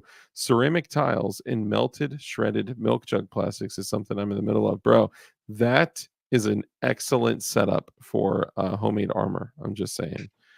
10,000 hours is about 5 years working. Yeah, so when you take into account eating food, sleeping, Mm-hmm. taking breaks, taking care of your chitlins, taking care of family, working 8, 10, 12 hours a day or whatever. If you go to the range once a week, I You'll mean, get there in 12 years. yeah. I mean, and some of us have been shooting for 15 years, 20 years, you know what I mean? Like Mhm. it takes a lot, bro. But the problem is, like you're saying, you start shooting, like I started shooting in 1911 and I was good with the 1911. Then I switched to the 26 and it's like, I'm all right with the 26. Then switched to a 19. Then I switched to this and that and that. And it's like we're constantly looking for the easy button, but we're Mhm. not putting in the work, you know? So Mhm. just run what you got until you are like excellent with it. And a lot of people disagree with this because they want to train with the rifle because the rifle is the thing. The rifle is the militiaman's tool. The rifle is the Minuteman's tool. The rifle is the thing that you gives you the leverage and distance and the all the great things, right? But in my opinion, and I'm speaking for only DLD's opinion right now. Um, hold on, I saw now I'm making DK beams in the black EDC body and blue light. Can't stop me. What? No. I saw now I'm making DK beams in the black EDC body and blue light. Can't stop playing. Are you making another? Sick. That's crazy, bro. That's crazy. Oops, DLD getting another channel strike. I know, probably for real. Yo, that's crazy. You can train your mindset all day, 100%. Absolutely. And Mhm. dry firing, just remember, you can practice bad habits just as easily as good habits. Um, okay, so sorry. So getting back to it, I believe personally that it is just as important as becoming an expert with your rifle. I believe it is just as important to become a monster with your handgun, like ridiculous, an For extension sure. of your body. The what is Shogun says harmony between weapon and warrior, like the bond between you and your sidearm, your handgun, should Mhm. be so remarkable that like if you are engaging a target at 100 yards with your rifle and run dry on ammo, run black on ammo, you should be able to grab your handgun and accurately hit a silhouette at 100 yards. It you know, and keep shooting until you can do that. You should be able to, and I talk about standards. You should be able to draw from concealment and put a shot in the A zone at 1.25 or less. You should be able to, you know, draw the first shot. You should be able to draw from an overt holster and put one in the A zone at sub 1 second or less. I'm currently at around 0.6 ish, 0.6358, depending. Because I still slip on the holster, I slip on the ALS, I slip on the SLS, I, you know, jerk it out and Mhm. without fully unlocking it. I make mistakes constantly. Like, I am not like the super go fast guy. I'm still working on losing weight, getting in better shape, you know, getting my endurance up, getting my all For all sure. all the things. But so you should be able to draw draw from an overt holster, sub 1 second, draw the first shot in an A zone, repeat like consistently, right? What um one of the hardest things that I think people should be able to do Run a is, mile. well, you definitely should be able to run a mile, but Yeah. being able to run like 75 to 100 yards full sprint Mm. into taking an accurate shot. Yeah, Even that's if it's your first shot after sprinting that it's a yeah, lot more challenging than people realize. When your heart rate gets up and your um bro. you know, it's a big thing because a lot of times you may have to run to an area and then engage in a fight. You know what I mean? Yep, You may have to draw that weapon and run, yep. and you're running and you're running, and then you stop and there's the shot. And can you hit that shot after you've been sprinting for 100 yards? So That's a get this, big one. and I'm glad you brought that up. And real quick, Scott D. Magnificent, I jerk it out, Dark. I do jerk it out often. But I'm a flawed man. Anyway, the other two quick things is build drill with your handgun from concealment in sub 2 seconds, 6 shots in the A zone, and build drill with your rifle in sub 2 seconds, all shots in the A zone, which is a build drill is 6 shots, right? Um, but so those are like four things. If you can work on that, right? But what you just said, and also taking hold on. Where is it? BV Luminous just said something here. Most have no frame of reference to train for the adrenaline, the stress, feeling imminent death, Hmm. etc. Similar to what you said, right? Um, 2 weeks ago, I went to the range, and that's when I hit 2000. I think it was 2 weeks ago. That's when I hit 2,000 rounds with the XR 920. And if you guys have questions about the XR 920, we can touch on that later on too. I just hit 2,000 rounds with it. No cleaning, no oiling, no maintenance, no nothing. And when I was there, I hadn't eaten anything all day, right? Hmm. And I had a range where you book the private range. I had a range booked for 5 p.m. and I didn't have time to eat anything, so I went there and I'm moving, I'm shooting, I'm doing it, and then all of a sudden I started getting like the shakes from being that hungry, right? And I Yep, was yep. thirsty, and dude, getting the shakes from being just starving, right? Yeah. When I was like less than 24 hours without food, right? That impacted everything, my times, my shots, my placement, my everything. And my Hmm. hands were like literally like shaking. I mean, I was okay, I was able to finish the whole time I was there, and I did fine, and then I left, and then I ate, and I just like punished a whole rack of food. But that little bit, like, imagine if you're 4 days without food, right? A day without water, bro, you could barely pull the trigger. Like, that's it's so it's important, like BV said, like you said, like training for things that like you can't really train for, like simulate the struggle, I do that simulate. every time I go to the range. First of all, when you're in my climate, it's like 100 degrees Yeah. outside.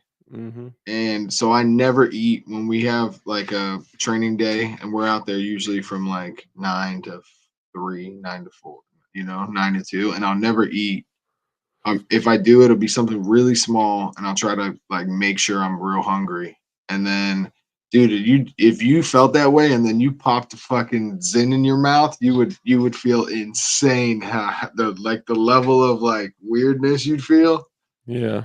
But Head bonus. muscle memory and stuff comes into play. Like you have to like zone in and basically like this is how I move. This is what I do. Even if I feel like shit, even if I feel like trash, like I'm just gonna Yeah. complete the task, and then I may go on the side and throw up. But then when you call me back, like zone, Yeah. like who So are you that's in that moment?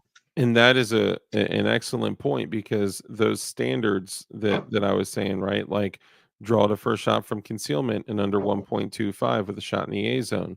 That is a standard. I was still able to achieve that, but my time wasn't as good, right? Because the standard is Mhm. here, exceeding the standard is here. Well, you know what I mean. Like you're beating it, right? So that way, Mhm. even if you're hungry, even if you got the shakes, even if you got low sugar, even if whatever, you're still hitting that standard or exceeding it, but you're just performing like a hair less. So if you're setting standards for yourself, and I'm not saying like it's okay to have subpar performance, but like if you hit a standard and then you nail that standard and start beating it, right? Start beating the time, then even if you are struggling with, low water, low food, low whatever, you're still going to Mhm. be performing at a high level because being able to draw your handgun from concealment and put a shot into wherever you choose, right? The A zone, wherever you choose, wherever you desire, sternum, dome piece, whatever,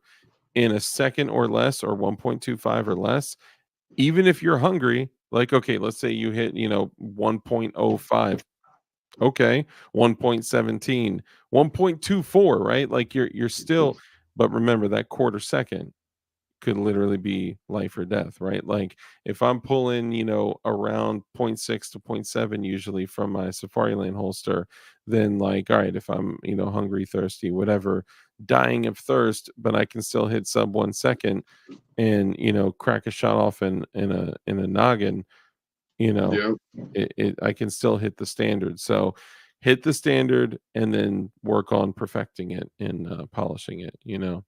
I had Snickers in my Yeah. pocket in the military. Yeah, I should work. I used to keep like Milk Duds and like other things in my the medical kit that I had prior to this one had like a secondary pouch and I could put like other medications in there. I put like snacks in there and stuff, but I had switched to the uh micro trauma kit Do, now. do you have like in your loadout, or if you were bugging out, do you have like a quick small meds bag that you'd bring with you, like Yeah, yeah. besides band-aids and trauma and then stuff like that? And then it has like Benadryl, um, the one that stopped, I think it's Imodium, Advil.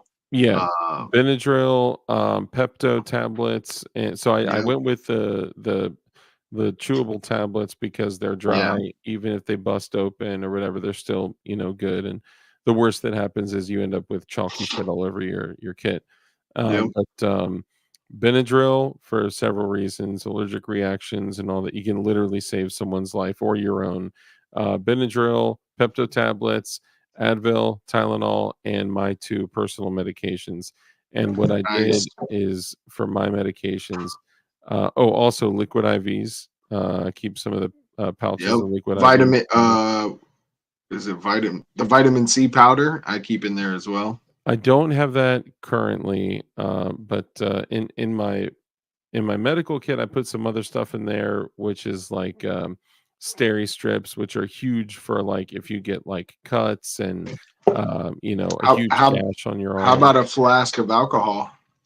I don't have that. I used to keep a tiny little one of the little travel size alcohols and one of the tiny little travel size Yeah, um, um, um, uh, hydrogen peroxide.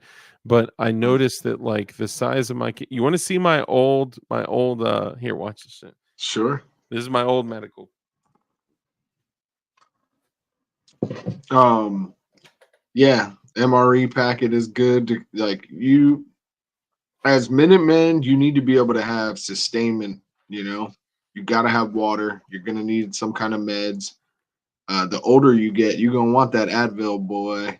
That Yeah. Advil's no joke if you're on your feet for fucking 48 hours straight, and you want to be in shape as much as you can, obviously, which prevents you from needing that stuff as much. But And you also have to understand the medication, even the simple over-the-counter medication, right? So, mhm, like, I know that like, okay, for an example, let's say you meet somebody, you need to or choose to take care of them, or render aid or whatever, and let's say they're hurt, right?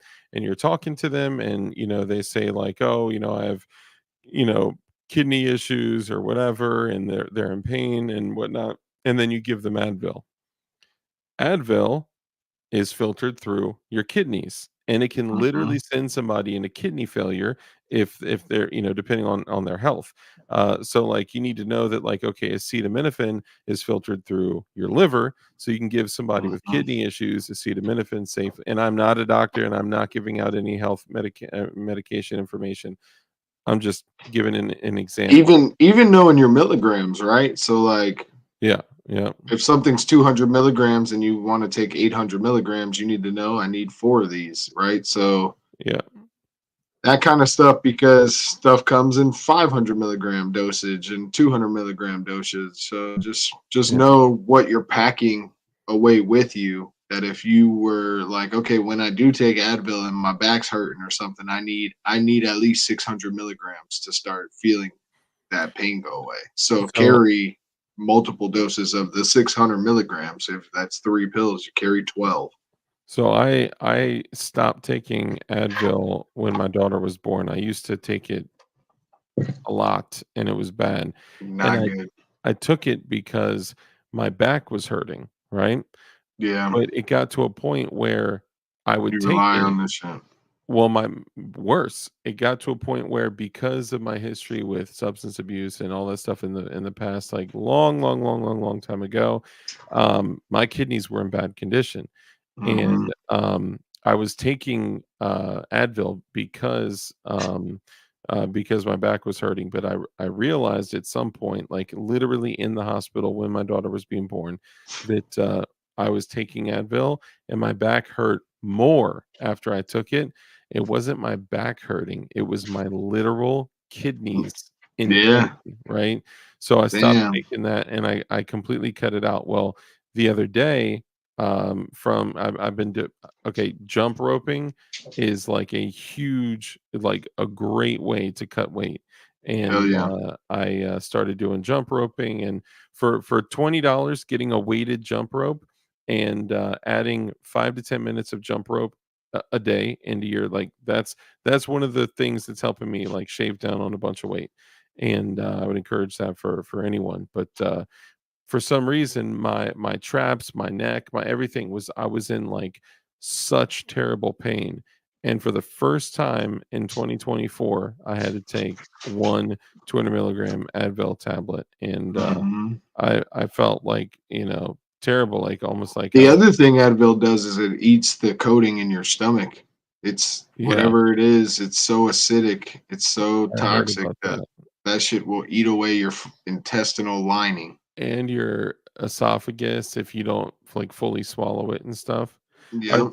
So I switched to the Blue Alpha, the MKT, and the Micro Trauma Kit now, right? Yes. Yeah. You know how small that thing is, right? Like it's Yep. crazy tiny, but somehow you can still shove a whole grip load of stuff in there.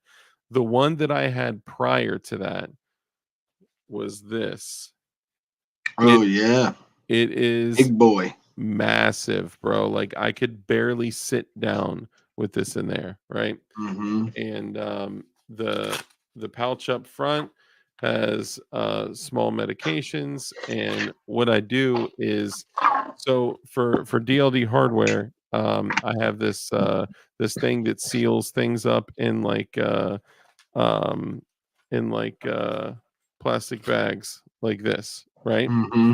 And if you take like a few tablets of like Advil or whatever, you can put it in, seal it, push it back Vacuum down, seal. seal the other side, and then, cut it, snip it, make it super, super small, and you waterproof it and all that. So you can put, tablets and things like that in there. You're supposed to be able to grab this, right? So with it being behind you at your 6 o'clock, you're supposed to be able to pop this up and like work it out to like open the zipper and then rip out the unit for emergency self-care. But I don't know what it is. It just literally will not open up like that. I've tried it a million different ways. It will not open up that way. I got a new med kit, and it's kind of big like that, but it's also you can use it as a fanny pack. Oh, Yeah, that's right. You showed me that. I like that. I like that. I picked up yeah. some butterflies. There was a whole pack of them for like $1.29 or something. This has Skinifix, which is basically like super glue for your skin. It is made to seal wounds. I have the 4-inch gauze. I have some other gauze pads for cleaning. I have gauze for stuffing wounds. I have an extra chest seal there in the back. And then this part that you're supposed to be able to rip out for self care. Obviously, I got the tourney on the bottom there. And then I have 2 tourneys on my belt. And then inside is the bullet wound kit. So I do have, and here comes the people that have been in gunfights before yelling at me. I do have quick clot. This is the old school quick clot. It is not Powder. it's the powder. It is not the quick clot infused gauze, which you should use. But remember I forgot the term that it's used for the what's it called? The gauze with quick clot in it. It's Clylex or yeah, it's Clylox, I think it is called. yeah, it's like the coagulating agent that's infused inside the gauze or whatever. Hmm. Remember that is used by people in the field to get someone to higher care, right? So those coagulating gauze things, the quick clot, these need to be surgically removed, right? So like if we are in like heat of battle, bad situation, whatever, and you put this in or you Yeah, wound pack, someone's foot. I heard that shit burns. That one, the powder burns. I heard Oh, the gauze doesn't, but that one I hear the burns. gauze will still burn, but they're not going to feel it because you are jabbing them in their artery while you're Hmm. packing the I mean I heard it still burns, just not as much, right? um but you're going to be knuckle deep in their uh body while you're packing the wound. But even this, like it should probably be coupled with gauze, Hmm. to pack a wound. But it's just a thing I threw in there. This is Yep. a backup to the backup to the backup, by the way, for medical stuff. And then I have another chest seal, gloves, and an Izzy bandage, which I love Israeli bandages. They have the one that I have too also has hemostatic. It's a Israeli bandage, but on the top has a Hemostatic. pad. That's what it's called. Hemostatic. Sorry. Yeah, yeah, hemostatic gauze. But it has a hemostatic pad on the top as well, so you could pack a wound. Then you can, obviously take the rest of your stuff. Then take the other Israeli bandage that has another hemostatic pad on it. Put that pad on there, wrap it. Mm, yeah. All right. But bullet wounds, I feel like most of us, if you're getting clapped in the boog and there is no hospitals, you're hot toast. Yeah, I mean, whatever you can do to stay alive and whatever little bit you can do to, stay alive for a Yeah. short period of time and not die of an infection is, I For ain't sure. sticking no Israeli in me. So, really, an Israeli bandage is for wrapping the outside of a wound. Don't pack yourself with an Israeli bandage because when you finish it up by wrapping it around you, it's just gonna pull all that shit out, you know. American bandage. Yeah, I mean, It's just called an Israeli bandage. It's not actually Israeli. There's another name for them too. I think it's like pressure dressing. Yeah, Pressure something like dressing. that. There we go. Yeah, I could probably read this, but I already packed everything back up in there. Honestly, it would maybe we could just start calling it an American bandage. Pressure dressing, correct, CNT. Yeah. Um, let's just Um, start calling it the American bandage. so when it comes to kit, man, you got to have backups on backups. Like I have a med kit on the bug out bag. You got to have a med kit on your belt. You need to have a med kit some way with your chest rig. You need to Yeah. have a med kit with your plate carrier. You know, preferably like my plate carrier, I have it in a couple areas. Oh, my bad. We were up late last night. I Yeah, we have were. yeah, we were over. I didn't realize how late it was till we got off the phone. Bro, Um, I missed the soccer game this morning. I believe it because I slept until I text you. I slept till 3 Yeah, o'clock. bro, that's crazy, crazy. Yeah. Yo, yeah, the whole tampons thing, unless I would not. I mean, if it's all you got, I don't know, If bro. you get hit with a 22, dog, that tampon should work just fine. I was literally about to say, if it's like a 22 or something, all right. But if you get hit with like a 308 or 45 or something, that your problems are way bigger than what a tampon can. You need the For sure. heavy flow. If you Heavy flow version. yeah, yeah. Tim Walls would. Yes, he would. He would. He It would would. be a tampon from the horse factory. Somebody said last night we need to make an AI picture of Dick Cheney and Tim Walls hunting together. Oh, yes.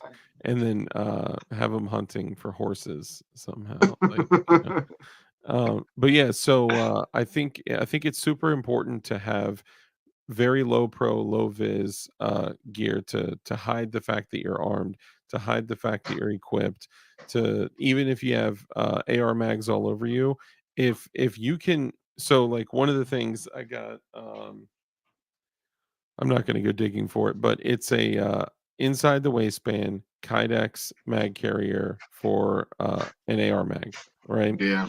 And like if there's a way to stuff a couple extra mags on you and it's like super low profile, rock it. Like the Vertex jeans and the Hmm. Vertex pants, and I know 511, a bunch of companies make them, but they have the extra pockets in between your front and rear pockets where you know can use those pockets for P mags or AR mags. Those For are sure. perfect. Take advantage. Oh, dang it! I forgot to put the Skinafix back in it. Dang it. But yeah, I mean, I think that's great. How do you feel about having like decompression needles and nasal pharyngeals in your? I mean, it's probably important to have somewhere. Is it like, is it like important enough to be in the kit on your belt? I don't know. Maybe having it available to you, but The maybe question would be: is your belt kit med kit for for you to use you or on someone else, or so that's my outlook on it is that your kit that is on your belt is for you. If you have another medical, bit of medical on, like, let's say in your chest rig or some, like mm-hmm. I have a sack flap on my plate carrier and Yeah, I have additional medical in there. That's most likely going to be used for someone else.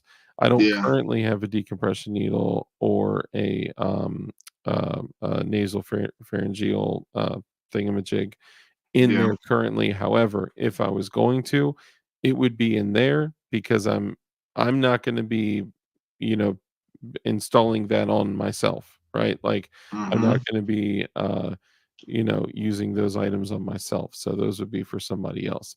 My So that's my thought on it. And I kind of do the opposite where like my belt kit is for someone else because if someone's right there, I can pull that and get to them.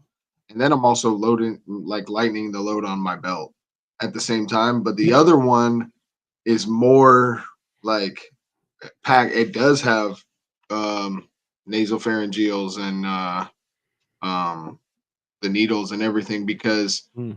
you may be with someone that does know how to use that shit. And if it's for you and it's there and they got it, maybe they can use it on you. Like, I personally don't know how to use that, so my kit for someone else doesn't have that included, because it's like, I don't know how to use it right now, so I'm not gonna like start Yeah, testing on someone. yeah, that's The nasal pharyngeal, I think, is fairly easy. That one, maybe I yeah. should add more of those. Take it out, lube it up, shove it in, basically. Some come like the ones I have are pre-lubed in the package. It's like Yeah, lubed and it's sealed. yeah, I've seen some of those too.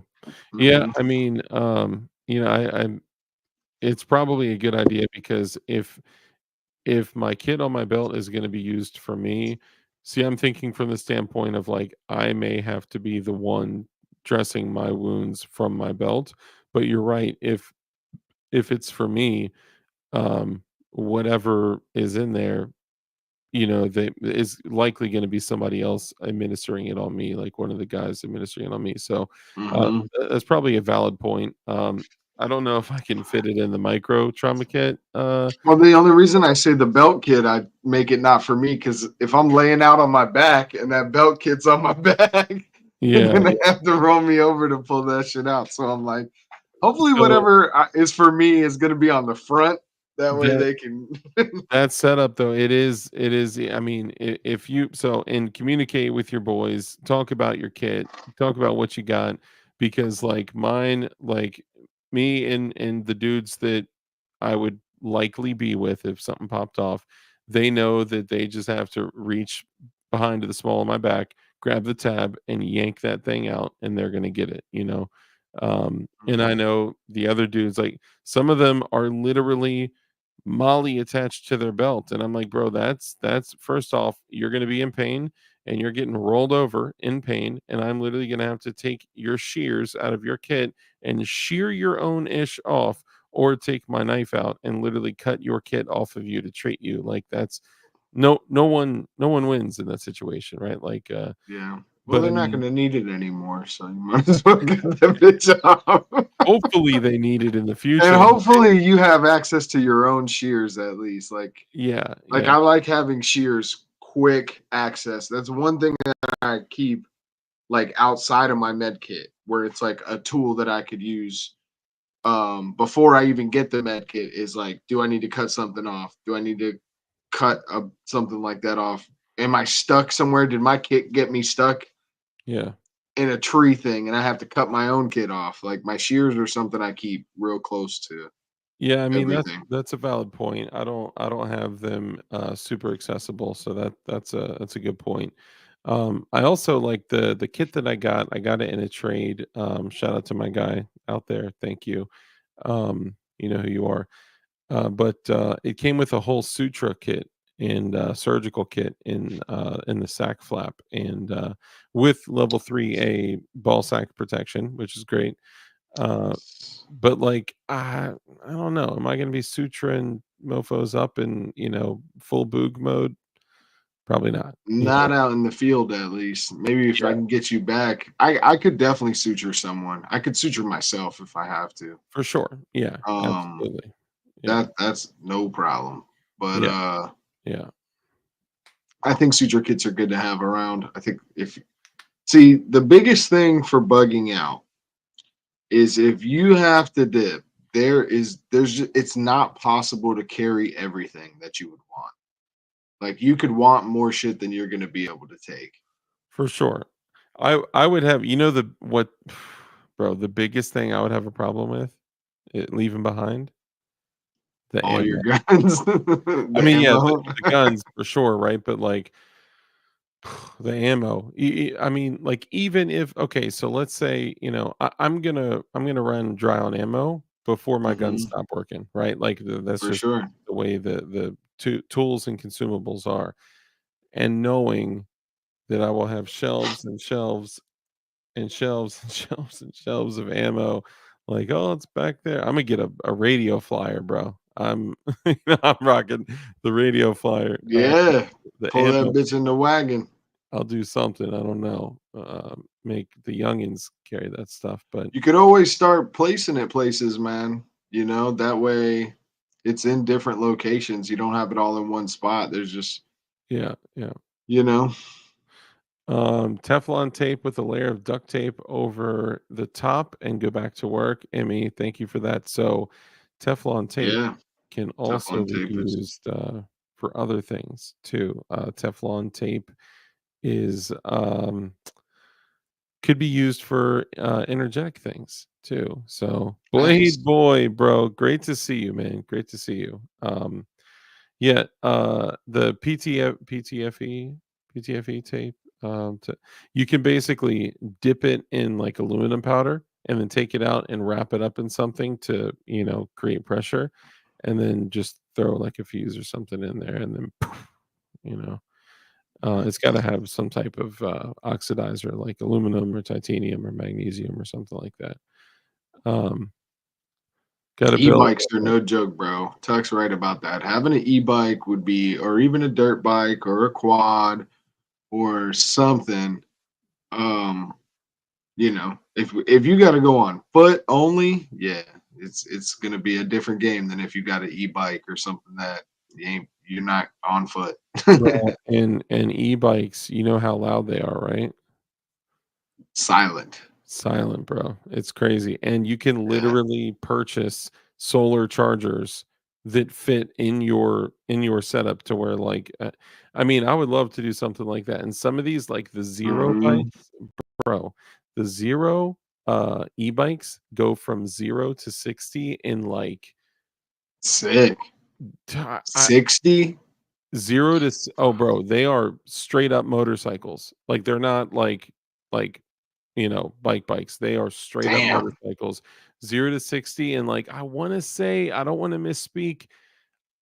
I wanna Does say it have like super fat tires for off-roading and yeah, things like that as well? Sick. yeah.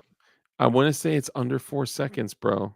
It I, like I gotta have the like the ET basket in the front though. oh, I think for it's sure. must. Yeah, Imma have a pinwheel on that joint, like, Yeah.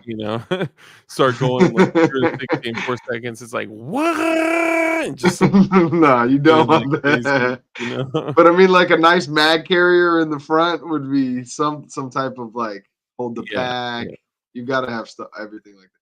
I Some of mean them got the nice rails in the back where it has like the setup you can mount everything to. yeah, yeah, yeah, that is dope, yeah. But I do think everyone should have a completely low vis civilian defense setup.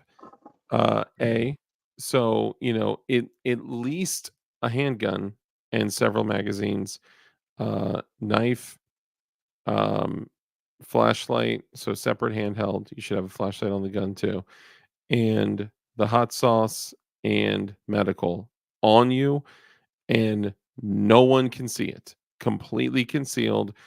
Get extra baggy clothes so it looks like you're not eating, right? Because we're talking full boog, right? Um, to where no one, it would be highly unlikely that anyone would identify that you're So carrying so so let's talk about what kind of scenario would you think that would be needed for? that. So that's exactly what I want to get to. So that's a really quickly. So totally low vis, low profile. You just look like you're a dude with a shirt and hoodie or a shirt and jeans and shoes, and you don't look like you're super Mr. Go Fast, right? A sub gun medium vis setup, right? Like still low vis, but like a something with more secondary primary firearm and secondary firearm with more points of contact than just a handgun, extra magazines and all that, but super low profile, like maybe a poncho, a jacket, something that you know. If someone gets close enough, they're going to see you're strapped up, but from a distance, at least you can maybe have a little bit of an advantage, and then a full blown overt kit that's like fuck it, um Mhm. but I also think if there's a guy on the squad that's maybe like a grenadier, right, of course follow all rules, laws, regulations, restrictions, sanctions, ordinances and all that stuff, right, but maybe like a grenadier set up lawfully, maybe a medium to, I hate to say long range because long range is like 1,000 and you know and more maybe, but 600 to 1200 yards, something like that.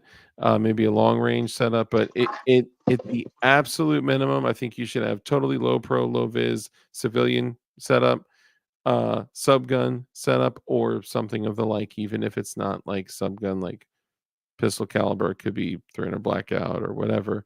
Could be a rattler or something like that. It would be preferred to have something like that, and then full overt kit. Other stuff we can talk about, but okay. So, what situations would the armed but completely low vis civilian, like in what situations would that be an advantage? Is that what you're asking? Yeah, like when would you want to apply that kit? Like what scenarios would that a kit apply for? Like I think if you were bugging out and you had still had a vehicle, I think it'd be good to have a rifle in the car with the chest rig underneath a shirt or something like that. That's a For good one. sure. Yeah. Um, I don't know if at some point the world would be like, okay, I'm gonna go to the store and things are dangerous out there, and I'm gonna wear my kit to the store and keep my PCC concealed. Like I don't know if we'll have that situation. Yeah. Yeah. I think it'd be more for like good for bugging out, good for if things are expected in an area and you just don't want to be seen. Because if you actually are going to be like, okay, let's say you got to go through like government checkpoints or something like that for Yeah. martial law type situation, like I don't think you should do that because you're like if you get caught or if they pat you down or you got to go through something and get checked, like that's all going to get found. Yeah, I mean, Everything. you So, got if it's in that kind of situation, you got to have throwaway kit, right? So that's mhm, where like something like that, like belly band kind of thing, would be mhm, great. I actually heard before appendix carry was cool. A bunch of the dudes that were over like during the GWAT time frame were carrying appendix because when Afghanis pat people down, they never would pat dudes down around their crotch. So they would pat down your pockets, they'd pat down your hips, they'd pat down the small of your back, your mhm, armpits, like all that stuff, but they would never pat down your crotch. So a lot of dudes carried appendix or even like 12 o'clock, Mexi style, just because, they were much less likely to be discovered. Um, but also they could have just taken their ish out and chucked it, or they're running like no ID, no creds, no nothing but like a handgun and a knife or something like that. mhm. uh, but so for this situation, you know what, let's take a quick commercial break and then we'll get to it. This shit's gonna blow up. No, it won't blow. All right, for sure.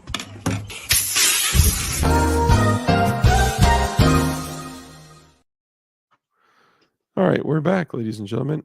Excuse me.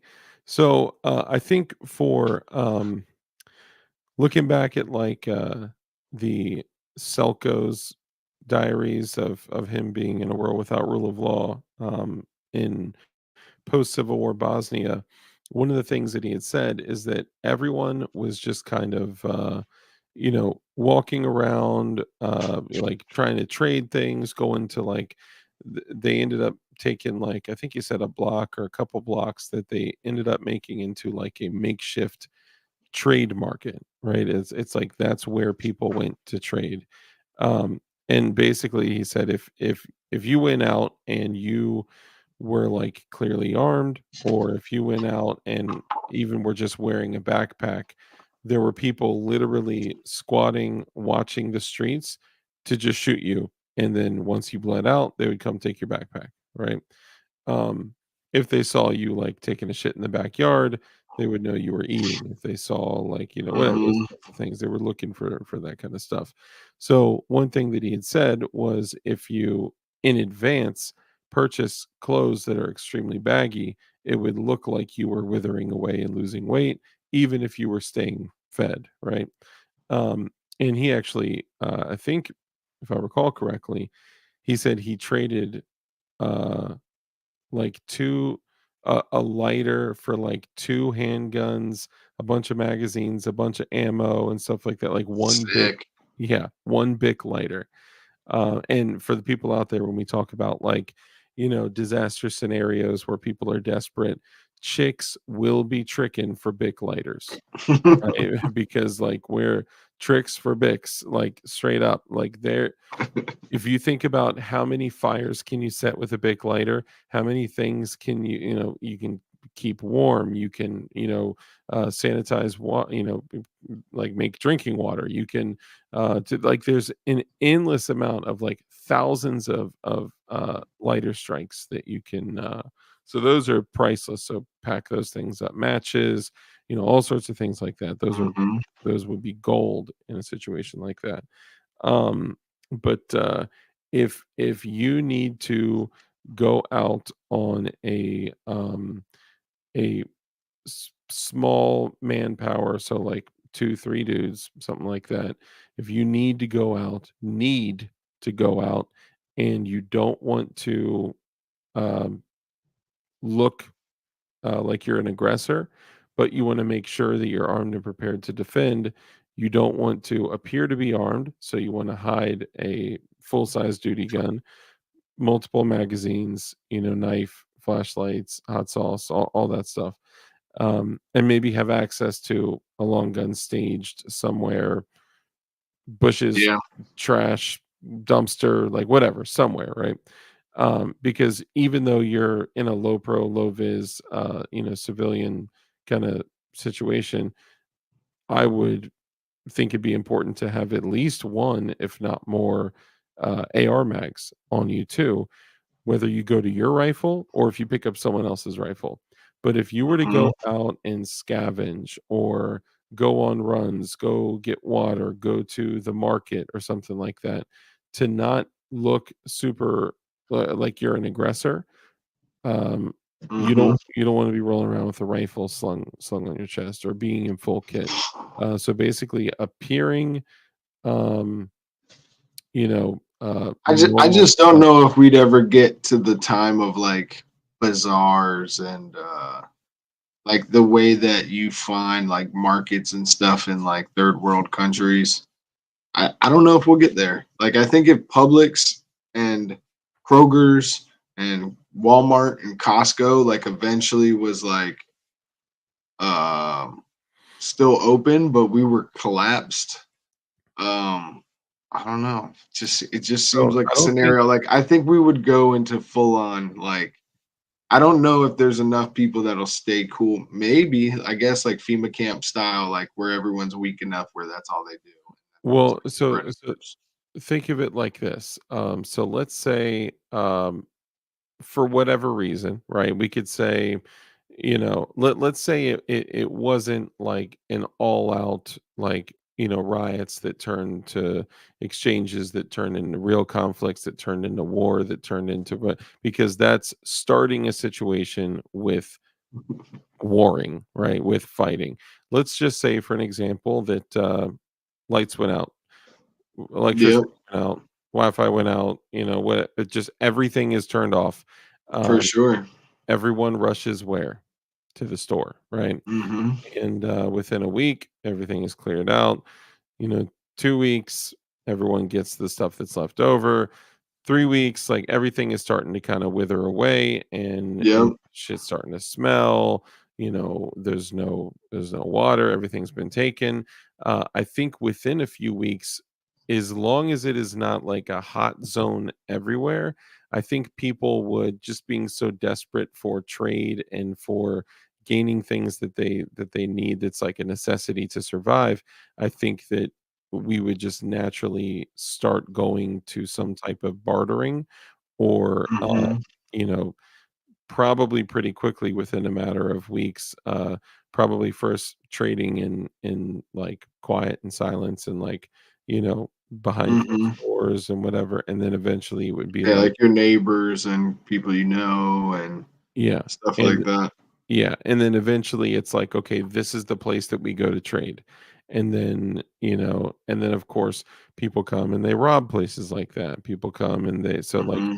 it would of course be susceptible to marauders and people that would Yep. just take everyone's shit or try to. But if you were to go to those places, I think pretty quickly, I think we'd be surprised to see how quickly people would, because they want some type of semblance of normal. I think they would want to have, they would be driven to create something like that because they would want to have some type of normal where they have a place to go get stuff, maybe, and store, maybe. Yeah, it could be. It could even just be like parking lots where the Yeah, people set up. that that's You exactly know. what I'm picturing. Like literally, like just a block, like a Yeah, block where there's just random stuff where that for block sure. people go trade. You know, um, but I mean, I don't think it's going to be like you walk into Walmart and it's Distinct farmers markets, bizarre style. Yeah, I mean, my only thing is like a lot of people in those areas where that's normal, they know each other, they work together. Like culturally, people are going to get to know their neighbors and the people in their community pretty damn quick when yeah, they need to survive, though. for What do you sure. think would stop people from setting something like that up? No, I think that like a flea market type farmers market, but I feel like a lot of people who went to that, if they were setting it up in this situation, they'd have like their own security. I think your biggest threat during that time of like going there and coming back is the travel on the way back, or even the travel the way there. Yeah. Like if someone's like scoping you and being like, okay, look how much stuff he picked up at the bazaar, we're gonna follow him back. But like Yeah. for things going hot in the middle of that place, like like I think you'd be all right. I think you should still have a concealed carry handgun. I think another good reason to have one of those overt setups is like, let's say you had a neighborhood block, right, that you lived on, and you had 4 or 5 other dudes on your block you're cool with. Like in the daytime, I think it'd be wise to wear that under your shirt or whatever. Like if you're walking across the street to your boy's house and Mm. he's got rifles and you got rifles, but like you can tell that all the men around here, we're all wearing that, so we're all ready for a big fight. It's just a Mhm. matter of like, we also don't want to look like we're all walking around in kit. So Yeah, yeah. that's another good reason for it. But I mean, overall, like some countries, that's how they do their food sales and stuff when things are good. Like they Yeah. have Oh, constant yeah. bazaars, so it's like that is the normal arena for them. And here, the people that's normal for are more like rural and country, and like they look out for their neighbors. Now, I mean, as things get worse and worse, you never know what can happen for sure. But Yeah, I mean, um, I think eventually, just by pure necessity, people are going to have to. So, okay, so you're, well, I guess it's kind of different because you're in Florida, right? But like, so mhm. out here in Virginia, if we lose power, almost immediately the first thing that happens, a neighbor walks outside and they try to get other neighbors' attention, knock on their door, ring the doorbell, whatever, and they're like, "Hey, is your power out? Is it really? When did it cut out? When?" And all of a sudden you need to knock on your neighbor's door, like, "Yo, you gonna?" And it's interesting to see, like, all right, I haven't seen you, talk to you in like 8 months, right? Like, but the moment you lose power, you're like, "Hey, what's up, man? You got power up in here?" And That's funny. it's like the moment that a necessity or that a need arises, you show up. And I think Mhm, a lot of people on my block, I encourage them to become prepared. mhm. And the people that do, like, okay, you know what? I'll get a gun. I'll get a gun, right? Okay, I'll get some emergency food. Okay. All right, I'll get some water. Okay, what should I do for water? Should I bleach treat it? Should I what? All of a sudden, what's gonna happen when, like, if shit does go bad and they go through their week of food, right? What's the first thing that's gonna pop in their head? Who has food? Yep. The guy that told them to get prepared, the guy that told them to get ready, the guy that told them what gun to get, the guy that gave them a box of ammo, the guy that, you know what I mean? Like, they're gonna be like, "Well, I know he has food." So they know that I'm Yeah. armed, and being armed doesn't necessarily deter people. All that means is that they have to get the drop on me first. So instead of rushing me and pointing a gun at me, they're gonna shoot me in the head while I'm not looking. You know, Mhm. it's like, so if you do your best to look like you're not I mean, maybe, right? We don't know, right? People are dumb. But if you do your best to look not threatening, people will likely be not threatened by you. Mhm. If they knew that in a second or less that you can make a noise inside of your head that goes beep, shooter ready, beep, then you're still extremely dangerous, but Yeah, you don't appear extremely dangerous. So that's kind of where I think that falls into place. Because like, if for you're going to sure. go out, if you're going to scavenge, if you're going to look for stuff, if you're going to try to trade, if you're going to try to go take whatever, go get water, food, or medicine, or whatever it may be. Good lord, let me get some medicines. You know I think appearing to not be a threat is important, but remaining a threat is important, with the same idea as we have nowadays with just For traditional sure. concealed carry, I think that the number one preparedness item, to tell you the truth, for someone in an apartment, besides obviously the protection of those things and self defense, but Mhm. I think the number one preparedness item, besides storing water and food, like those are your basics, is a solar generator. An Mm. EcoFlow Delta Pro, 25,000 watts, the biggest one you can afford. Finance that bitch if you have to. What are those But things running for? Like price wise, what are they going for? the big ones for EcoFlow, I think they're like 2 grand. But it's worth it because you could run a portable AC unit on it. You could have all your devices charged. If you got rechargeable batteries for all your weapons and the boot just happens to hit, Mm, like, all right, hold on, let me fully get everything up on these flashlights. yeah, Like, you and could run a hot plate off it and cook on it. yeah, You can, and it's a and win. it's silent. Yeah, that's because like I was gonna say, I think Rich called a generator a window rattler or something like that. Like, when the power goes out, he said like all of a sudden he just hears like, all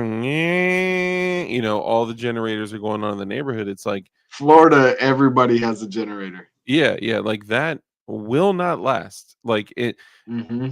in the beginning, it's gonna be like, "Oh, well, they've got a generator. They're doing well." And all of a sudden, you start getting thirsty, you start getting hungry, you start getting mad, and all of a sudden, your generator becomes our generator, becomes my generator.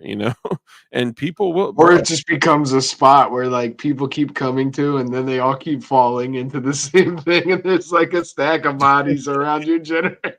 It could be, These or motherfuckers keep trying to take that bitch. Look what happened. yeah, for real. They got like a moat with just like people like floating in it and shit. Uh-huh. But like think of it like this. Okay, so first your neighbor comes by and they're like, "Hey, darling, would you mind if I charge my phone?" And you're like, "Psh, sure, sweetie. Come on, just I'd be like, plug it nah, on bro. up." You don't need a phone. What are you calling right now? The Yeah, services are down. I'm just saying, right? Like, do you mind if I charge my cordless man? Yeah, give me that. Come back in 2 hours. I'll have it ready for you. Yeah, right. What are You you got gonna? to do it like Book of Eli. Remember when he came in? He was like, I need to charge my. Yeah, bro. I mean, and that really kind of should be how it is. Like it's an exchange, right? So we're exchanging something so we both get something, but it will get to a point where violence is currency. And that's Yeah. just everywhere, in every place, every time. When things get hard, violence becomes currency. That's just the way that it is. Yep. You can run cameras off that generator. Mm-hmm. So you have more surveillance. You could run, bro. I think Refrigerators, you could run refrigerators. refrigerators. Yeah, bro. Like you could run an ice maker. Mm-hmm. Like, dude, having power at quick access is Bro, I'm where sorry. it's at. I just thought like You get a neighbor that comes over like, please, can I have some? I'm hungry. I'm starving. You're sitting there with a drink with ice in it, like, oh, Bro, I don't know. where the fuck were you when I was fucking couldn't pay the bills because I fucking bought this shit? Right? Yeah, come on. Like, oh man, that shit would be you're sitting in a sharper image massage chair with some ice. You're like, I don't know. Hold on, this is my favorite part. You got power in there? Nah, dog, I ain't got shit. Yeah, like, bro, it's like Debo rolling up, you know? Bro, Oh but man. that kind of shit, I mean, bro, it's tough. People Mm, gotta dang. people gotta be prepared, man. That will be the only language that some will speak when it all collapses. Violence, And then and have a bug out plan, bro. Like if you're a prepper, you like we're talking about, man, you cannot just stay living good while everyone else is fucked, bro. You can't. you can't. Leave some of that shit behind. Have a place that you can go to that's where your group is, where your shit is. Start Mhm. setting up a perimeter because it's like now you ain't getting past the perimeter to come charge a phone. You need to be 200 yards that way, being like, "Hey, can I charge a phone?" Yeah, No, you yeah. can't. You know, like you're not People, like walking right up on your shit where all your preps are. bro, you know what? Here's what you do. You literally create as large of a perimeter as possible, and you have a clothesline on a pulley, and you have a whiteboard and a marker or like something like that, and they literally gotta pull a message to you, or Yeah. I ain't wasting a radio. I'm putting a radio out there. Like you literally have to send me a message and I'm gonna hit you back with a and it's like no on the whiteboard, like it's and setting up a perimeter that's as big as possible. But also, I want everyone to think about this, okay? Because we've talked about some of the war gaming, and I guess we haven't like specifically gone into war gaming stuff in too many scenarios. We've just been talking about like practicality of things in certain scenarios. But I want you guys to remember think of every single secure place, every secure building, every like the Federal Reserve, right? Oh man, if there weren't feds in here before, there will be now. Watch the numbers climb. 59 people. All right. Think of the Federal Reserve. Okay. When you walk into the Federal Reserve, you walk up to, you walk in the entrance, and then when you walk in the entrance, you walk into I forgot the terminology for it, but it appears that you're walking into the next entrance, but you're actually walking into an area that completely locks down. So it's a spot where they literally trap you. They buzz you in, you walk in, door closes. That's it. You are stuck in there until they choose to let you out the way you came in or let you into the next level. You need to have a containment area. So when Like a people wet room. exactly. Yeah, like a mud room, wet room, containment area of some sort to where Mhm. if you choose to let people in, they may think they're being let in, but they're actually being trapped into a containment area. And then you can, make demands, whatever you can say, put your weapons in whatever in a basket that you pull whatever. We're all going to be going back to pulleys and levers and things like that. But like some type of containment area where you can say, okay, What did my man Trump say? I know two things that work forever. Wheels and walls. You ever heard that speech when he no, but gives that he ain't lying. I'll tell you, airlock, frag out, my man, airlock? frag out. There's no one in the world. Okay, let me just say this. Wheels and walls. It's funny when he says that one. Frag out is one of the only people in the world that knows shit like that. Number one, but number two, can make dope logos like this. Nice. Get yourself a definition knives, player. Um, all of them Sick. are. Oh man, smells so good. I'm so happy. I'm so happy that we're at this point. God, I'm just gonna say sorry. I'll shut up now. Anyway, um, oh, Vehicle barriers. Yep. yeah, vehicle barriers and look. Okay, so I want you guys to think about something. Okay, so let's say you have a perimeter hundreds and hundreds of yards fenced in, whatever. Let's just say that you've built this place in advance, okay? And there's an airlocked area where it's a containment area where you let them in and then they walk up to the next area that they think they're moving into, like the area to get inside, but it's actually just a containment area. They walk in, door closes behind them. That's it. Ain't no knobs. Ain't no knobs in there for you. No more doorknobs. The only knobs are on the outside, And and then the you VX control them. poison gas starts leaking into the. But for real, you it would be important in this fictional situation to say this. Nothing is concrete, nothing is certain, so you need to have things that may burst into you know uh um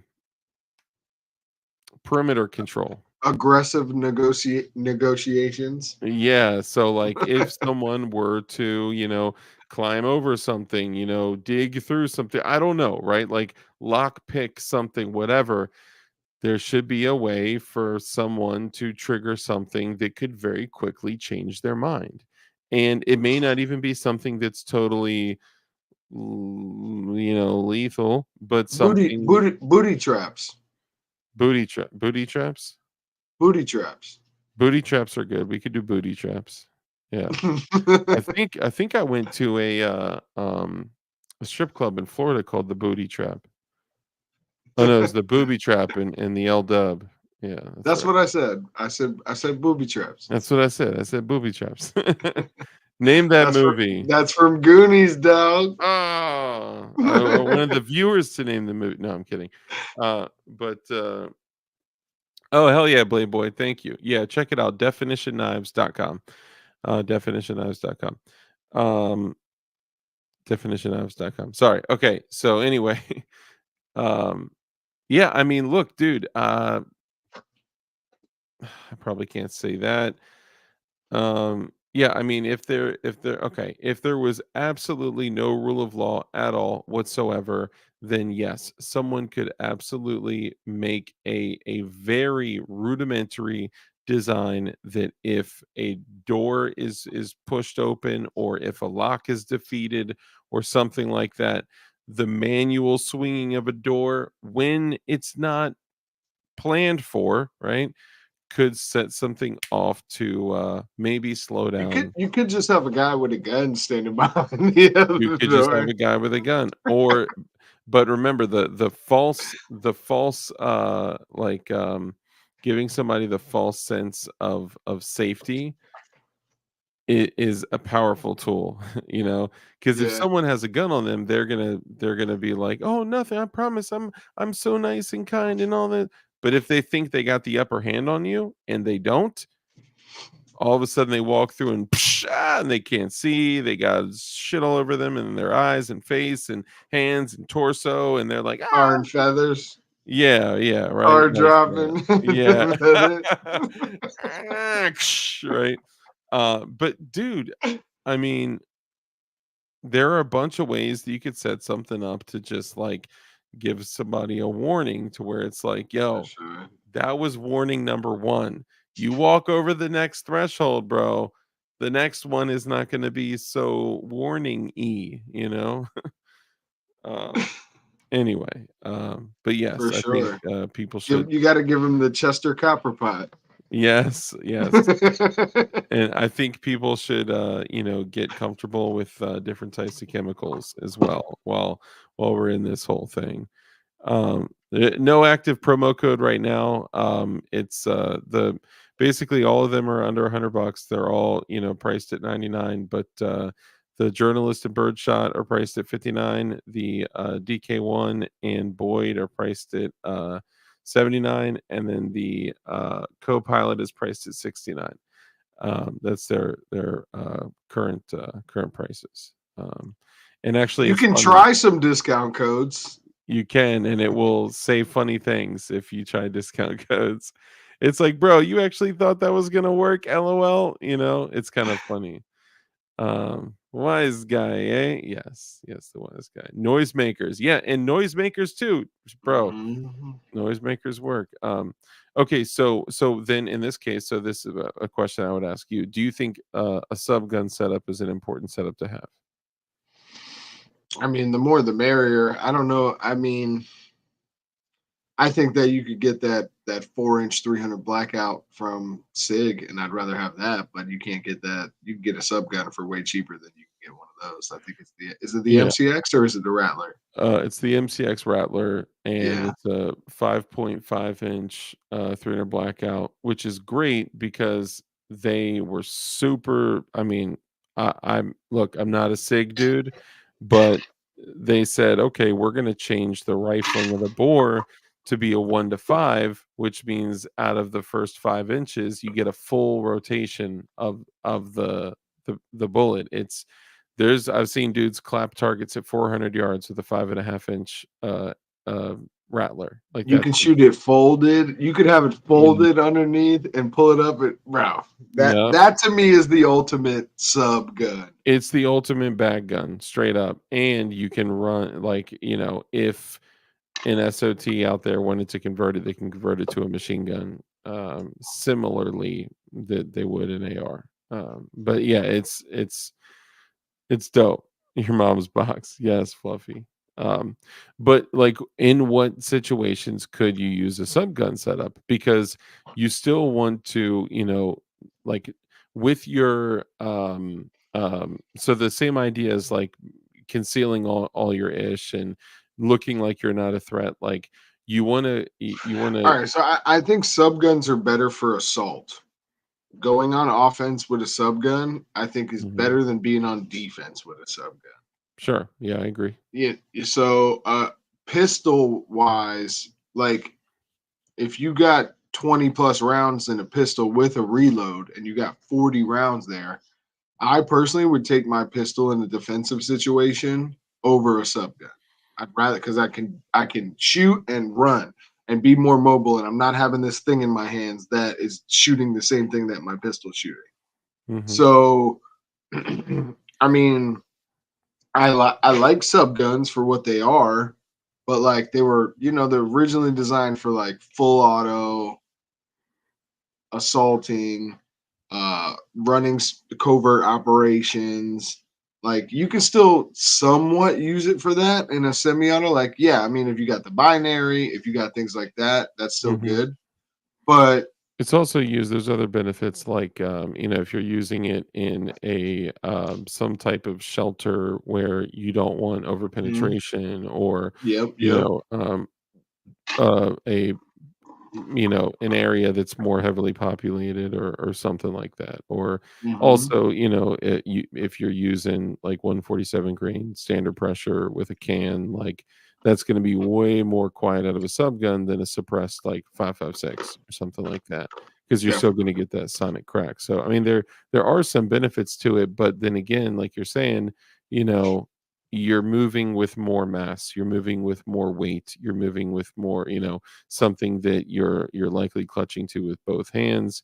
um so there are pros and cons. And then like you mentioned the barrel length thing, right? Like if from a ballistic standpoint, if the subgun doesn't give you much of a ballistic advantage, then it hmm, probably is better to just run a handgun, you hmm, know but subguns are made, like you're saying, they are submachine guns, right? So like the purpose of them is to be able to throw 15 rounds in a torso and just spaghetti sauce a mofo, like "Wah!" like, yep. so Brr, brr, brr, brr, yeah, brr. exactly. Yeah. So it's like Yeah, being able to put 5 to 7 rounds in a sternum in just a little burp is definitely a benefit, a closer range. But yeah, I mean, it just depends on it. Like, so the MP5 with the binary trigger, I love that setup. yeah. Well, I, that setup is not equal to all subguns.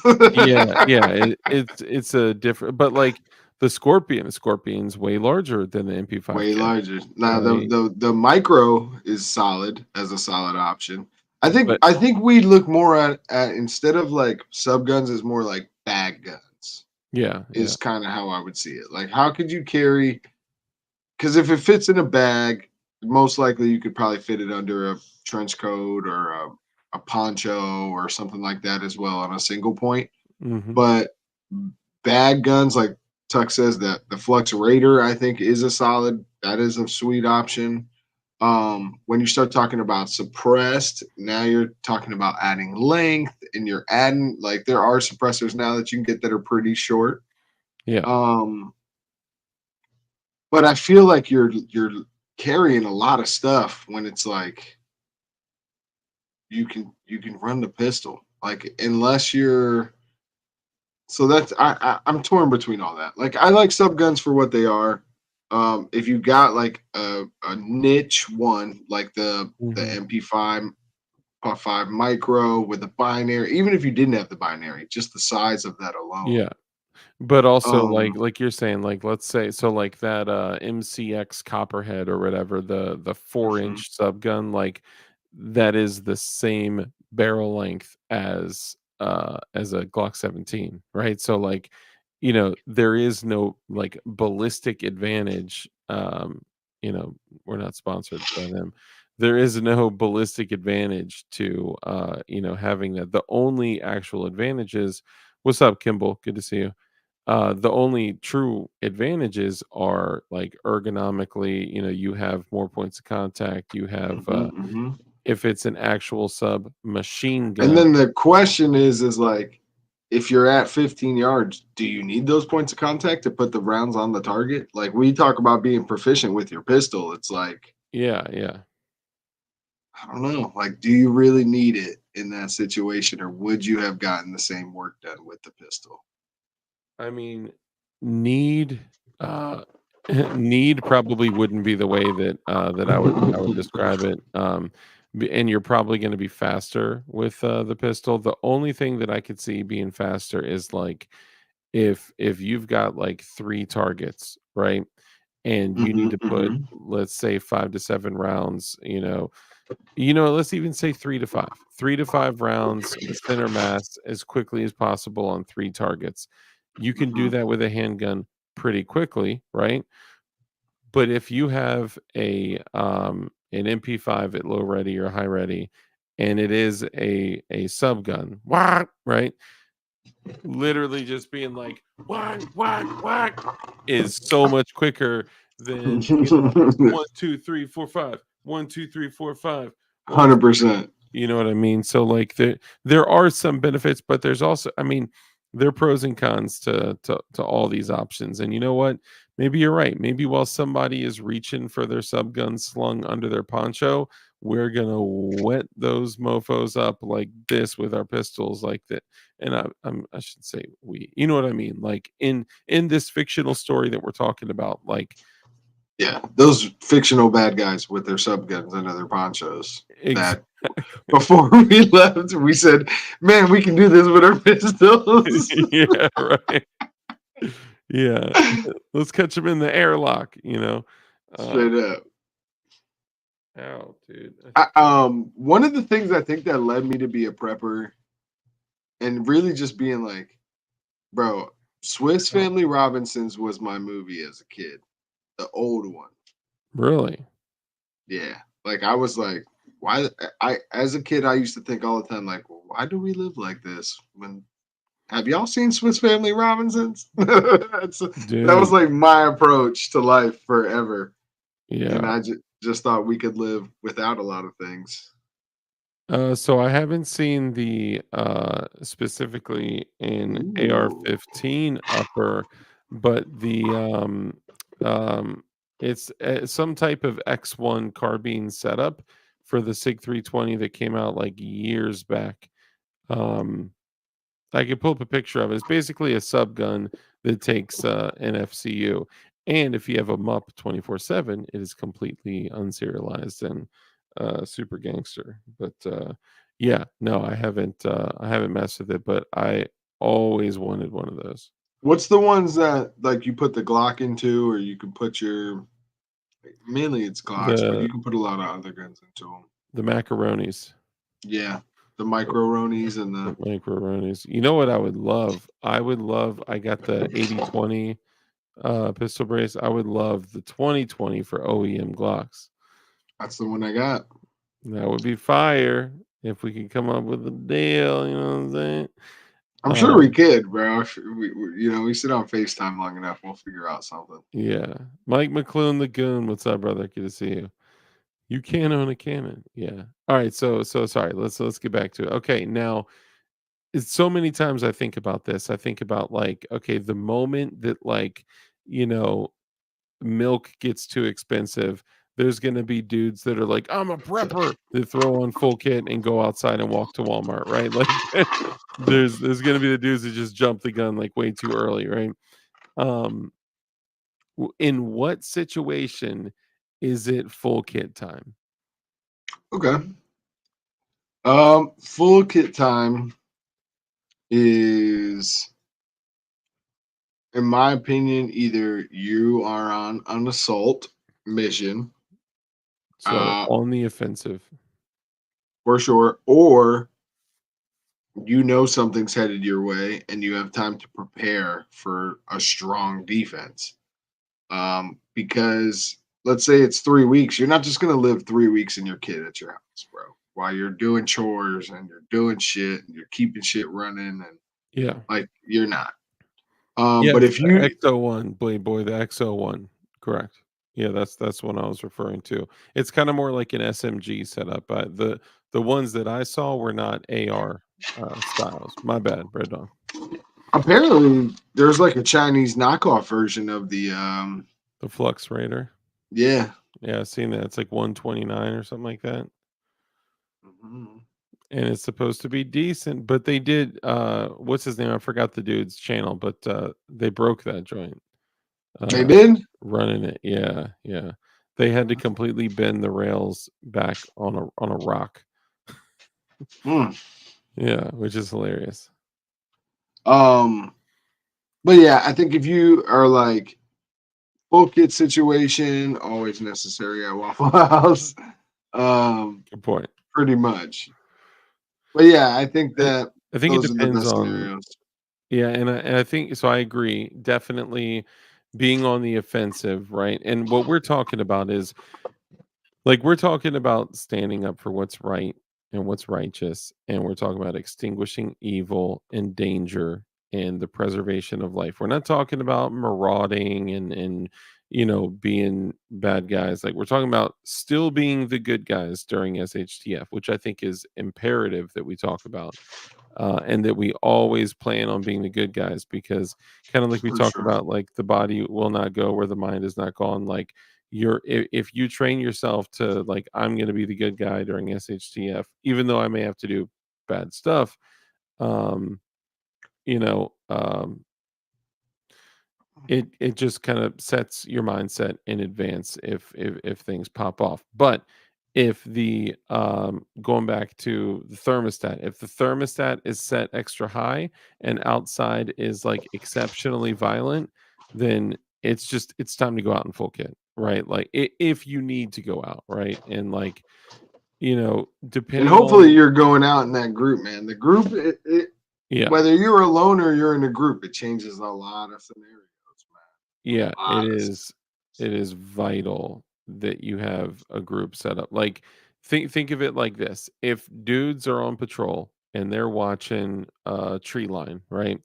And they see you like a dumbass silhouette over the tree line, they're going to be like, "Oh, here's one dumbass. He has a backpack and a whatever, like, let's take his stuff." And then they see another dumbass crest over the tree line and silhouette over the hill, and then another dumbass, and then another dumbass, and all of a sudden six dumbasses are there. They're like, oh, let's not just schwack this fool. Let's wait a little bit. You know what I mean? So like, Yep. manpower is important, and if you Huge. definitely do whatever you can do to get as close to six trusted guys that you can depend on, that think like you, that know you, that you trust to clear buildings with if needed, to that you trust to be around your family and your children, and dudes that That's you the know. most important thing, man. Like, Yeah. if I mean, yeah, cool. If we can clear buildings together, cool.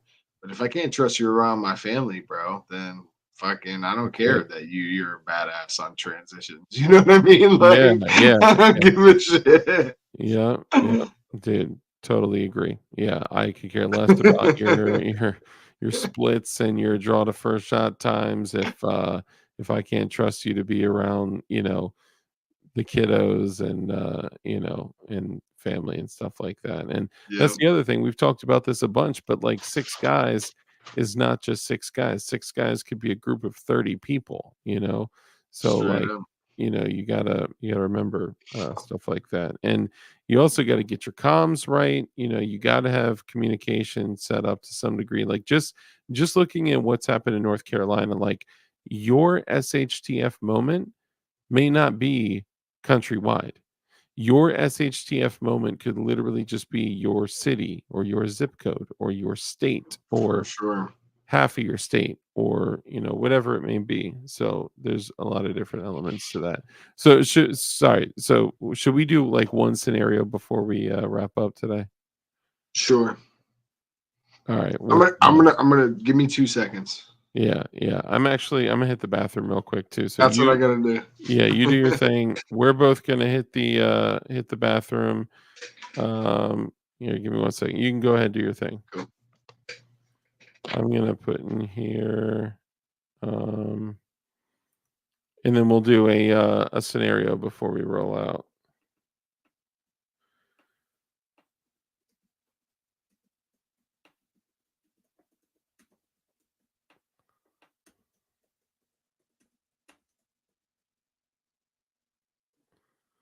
Okay, I'm putting this here real quick. So don't you touch that dial.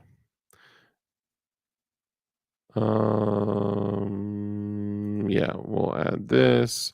Boom. And then I'll take us out. All right, y'all. So hang tight. We will be right back.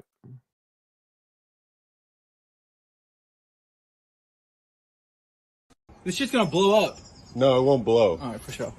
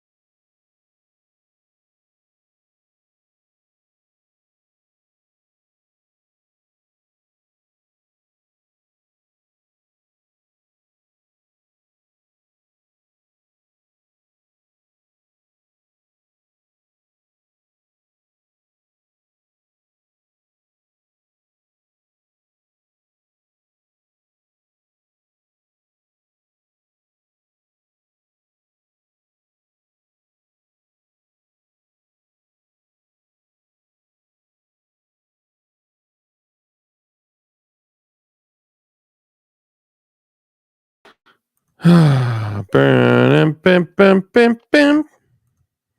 Bam, bam, bam.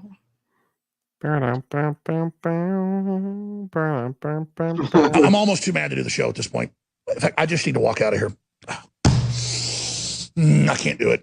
I can't do it. I can't do it. I can't do it. I love that. That's my boy, Alex Jones. Dude, did you see the footage of him literally saying yeah, fuck it.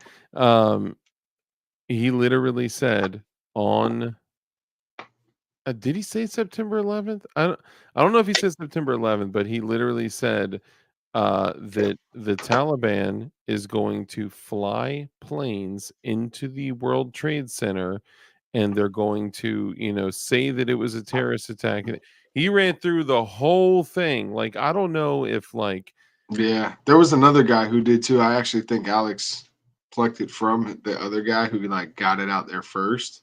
really. But yeah, they called it, bro. Everybody called it. He actually said that they're gonna blame it on Osama bin Laden. Oh, that's Alex. right. He did say that. That's right. Yeah.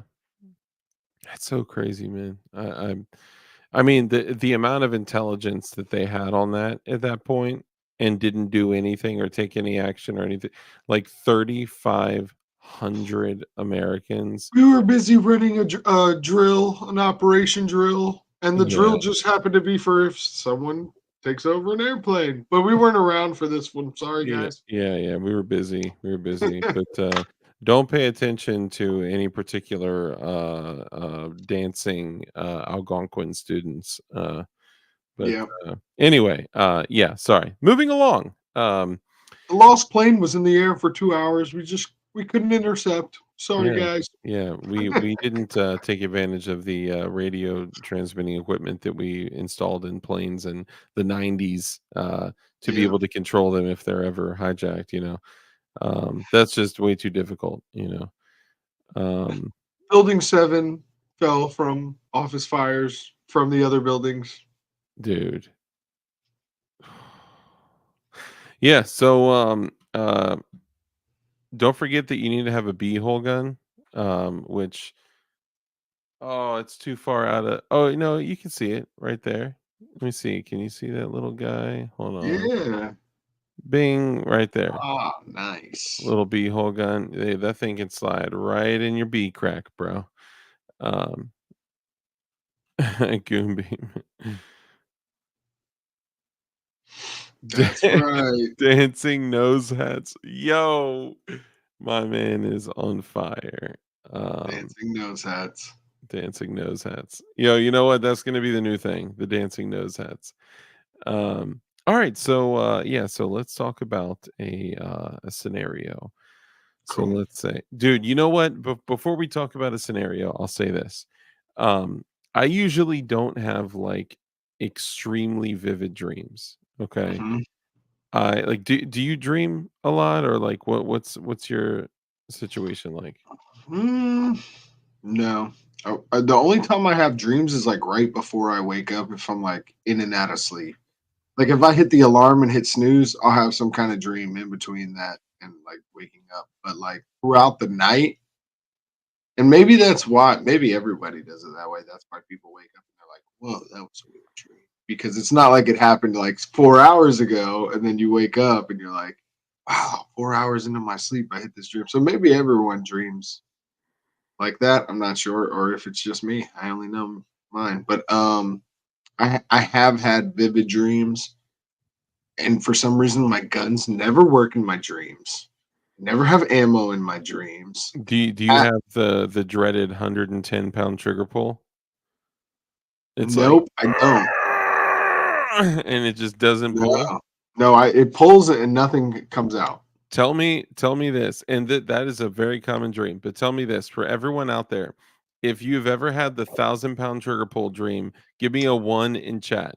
Give me a one in chat if you've ever had the dream where you draw or you had it in your hand or whatever, and you go to pull the trigger, and it is like, and then maybe, just maybe, if you get to squeeze a round off your pistol has moved so much that it just goes like the complete wrong direction. And hey, Chop, brother, good to see you, man. Good to see you. Or when you're punching and it's like you're punching underwater and it's just not, um, but I usually do not have like very vivid dreams, and when I do, it's like I have a dream where I wake up and I'm like, oh, that was so weird. I had a dream that I fucked my neighbor, but like I don't have like, shout out to you. You know who you are. You probably hear me saying DLD after dark. You probably started to look it up, and you're like, oh, he's doing a live show. Sorry, excuse me. Deep voice. But so um I don't have like super vivid dreams, but when I do, I feel like like there's a reason for it, right? Like there's a lesson in it, or maybe it's just Amazing, some, Bob. yeah, like, and maybe not, right? Maybe it's just me that's like, I for some reason remembered that there was something more remarkable or memorable in the dream for whatever reason. I don't sleep enough to dream. Black Diamond Guns and Gear, brother. Great to see you. If you guys did not see the post on Instagram from Black Diamond Guns and Gear, check it out. Thank you for the love, brother. Can't wait to see a little something on YouTube too. You know what I'm Talk saying? about me. Also, can't wait to maybe see a Glock 19 holster for a TLR1 inside the waistband with the poppies of war. Going, what? Um, but anyway, so here I am last night. I fall asleep. And as I do, I'm just kidding. So I went to sleep last night. Well, this morning. Thanks, Red Dawn. No, I'm kidding. We're like, yo, this knife, check out this knife. Last one, this knife. All right, last one, this knife. All right, check this out. So this knife, this one is good for this knife, last one. Anyway, so I unload 53-foot trailers now. I'm so tired, bro. Gerchop, I'm just glad you're free, bro. Good to see you. Who even is USA? You know what? I'm gonna make a shirt. It's a Gerchop shirt. It's gonna say "Who even is you?" essay, and all profits will go to Gerchop's college fund. I think Gerchop said, "Who even is Red RDR?" essay Oh, earlier. did Was he that you, really? Gerchop? Somebody put that in there. Somebody, It was probably way up. copied him. So like people would come in here and be like, "I don't agree with you, DLD," and Gerchop would be like, "Yo, who even is USA?" It's so funny. And then they leave because they feel like, okay, everyone is homies. Like all of these dudes are homies, and I'm gonna be the one dude getting picked on. Yeah, it was Agorizer. It It was was me. you. I'm hilarious. It was, and I was like, Agorizer knows me. Yeah. Okay, so here I am. Just me and my no. So I went to bed and I had a dream of like in the moment I thought it was real, it felt like it was real, that we were living in an actual the war just started situation. And the people that we were running from, let's just say that they had badges and uniforms and stuff Wow. like that. And you know me, I am strapped 23.5 hours a day, if not more. Okay. And this was like the one 30-second scenario where I just did not happen to have the heater on me. So I basically had to be like, okay, I either comply or die. And I had to feign compliance to be able to escape and evade, and basically like living Cool. underground like rats, like scrounging for food, running from everyone, not being able to trust anyone, having to do terrible and disgusting things. And like, Was there any part in the dream where you're like, how do I not have a gun when I have so many guns? I got a gun, but I didn't have a gun the moment that the Okay, government came okay. to get So you us. did eventually get one. Oh, very quickly. But it's still I didn't even bust a shot. The whole time I was just carrying them weighed down by them. And maybe there's a lesson in that in itself. But the only person that I remember like seeing completely and seeing like their face and in body and like all of it was this is gonna sound so weird. There's this chick in that show Criminal Minds, the blonde chick, JJ. Don't Uh know her. Smoking hot, skinny blonde chick, totally fire. I'd smash all day. Um, and for some reason, I saw her in a plate carrier with her little, open carry Glock 26, and I was just like, "What the fuck are you doing here? Like, You you're sure it wasn't Boondock Palestinian or? a Palestinian." No, JJ is way, way more fun. Okay. Boondock Ballistician or Call her Palestinian. Palestinian. Oh, shit. Boondock Ballistician. You know what? You'll never say it the other way ever I again. know. She's now the Palestinian. Fui, Palestine. Um, Oh God! Now, you know what? I need a second. Yeah. You're good. Let me whisper a secret. Don't tell mommy what I told you. You got it? I'm recording. Oh, you're recording. Not gonna film me? Oh, you're recording. I'm gonna need that. Yeah. Oh man. Sorry. So fui Palestine.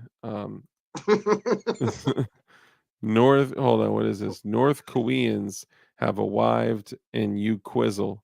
Looking forward to the GoPro footage, bro. So North Korea is going to be taken, and um, so I think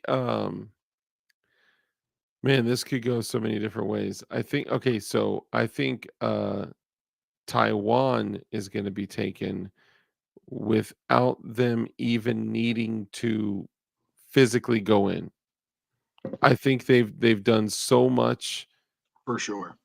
in preparation that I think they're going to be able to have some type of leverage, or they've already got so they got something, and they're going to be able to take Taiwan without even setting foot into Have you seen the joke? I forget who it was by, but he was like, how are we going to be able to defend Taiwan when we get there and we can't tell the difference between who's Taiwanese and who's Chinese? they're gonna be like, okay, so this, He was but like, y'all this, need to go shirts and skins for that one. that's so bad. You're gonna be like, yo, I got an idea. All right, taking off the shirt to blend Spray in with painting the T's on everyone. They're like, these aren't our letters. yeah. Oh, that's so foul.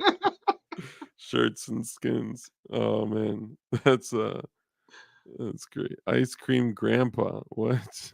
North Koreans are there. Americans are in Israel as well. They for 100%.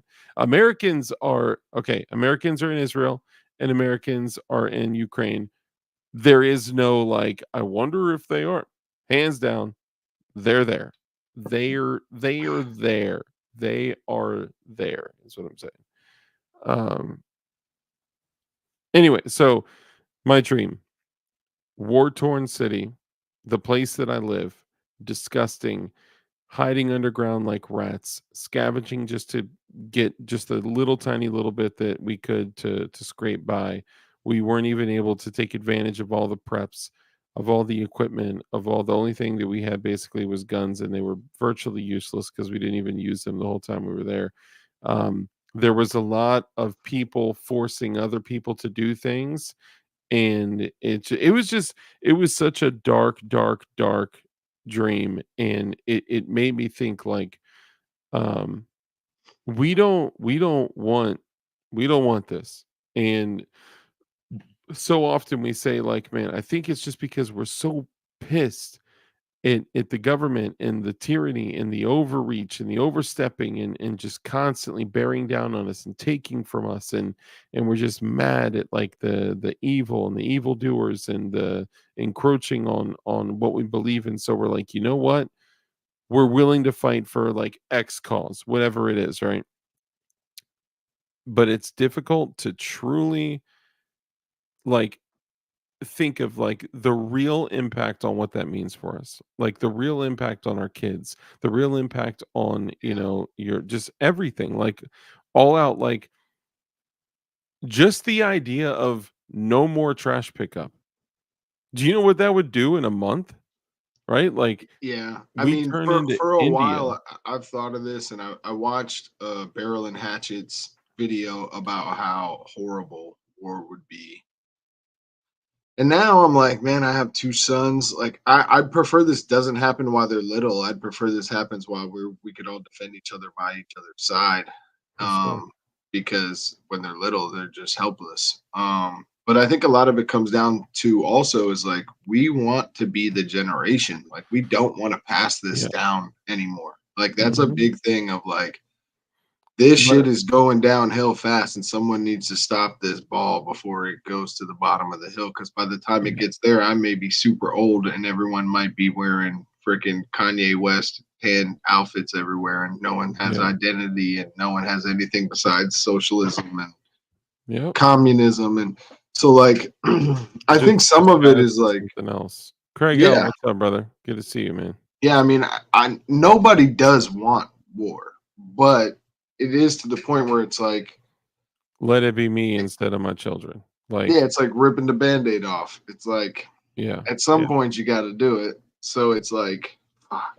I feel you. I mean, and I know like it's just I think that it's romanticized so much, and it's like, you know, it's like the holy fight, right? It's like, you know, the people taking it to the evildoers, right? And I think that's how people see it. And because of that, they're like, this is right and this is righteous and this is why this is okay. Mhm, I just think a lot of people don't understand how treacherous and disgusting and terrible. There's going to be poop mhm. everywhere. There's going to be trash everywhere. There's going to be needles everywhere. There's going to be marauders everywhere. They're going to be I You mean mean, it's gonna all be like California? it not that bad, but you know, it'll it'll be close. It'll be close, you know. So there I was. All right. Anyway, all right. So I had a similar Ukraine. dream after the Colorado people took over the building and shit. I had a dream right after that. I was like watching it. I was adding it to my like the video clip. I was like looking for the video clips on what I was going to add to my intro, which I Mm, added one to my old intro. And I had a dream where like they were everywhere. These people were like from foreign Venezuela or some type of place like that. Like it seemed like they were them.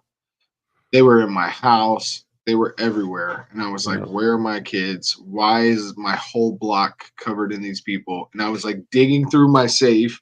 And I'm like, why the fuck can't I just find a complete gun and a loaded magazine? And These I are was like, all Nerf guns. no, it was like an upper was in there, and like a lower didn't have a trigger in it, and like it was so weird that like I just couldn't find a freaking complete gun that would work. And I was like, this, You were sabotaged by the dancing nose hats. That's what it was. yeah. And I was like, as soon as I find one, I'm going straight clap, clap, clapping there. I'm clapping everything, and I never got to find one. Uh, and So then I woke up. you didn't even get to get trash. You didn't even get to clap cheeks. Mm-mm, Yeah, I didn't clap nope. any cheeks last night either. It was I was just lugging around a big old 14.5 inch Geisley Super Duty with a LPVO on it. Like, man, this thing is getting in the way.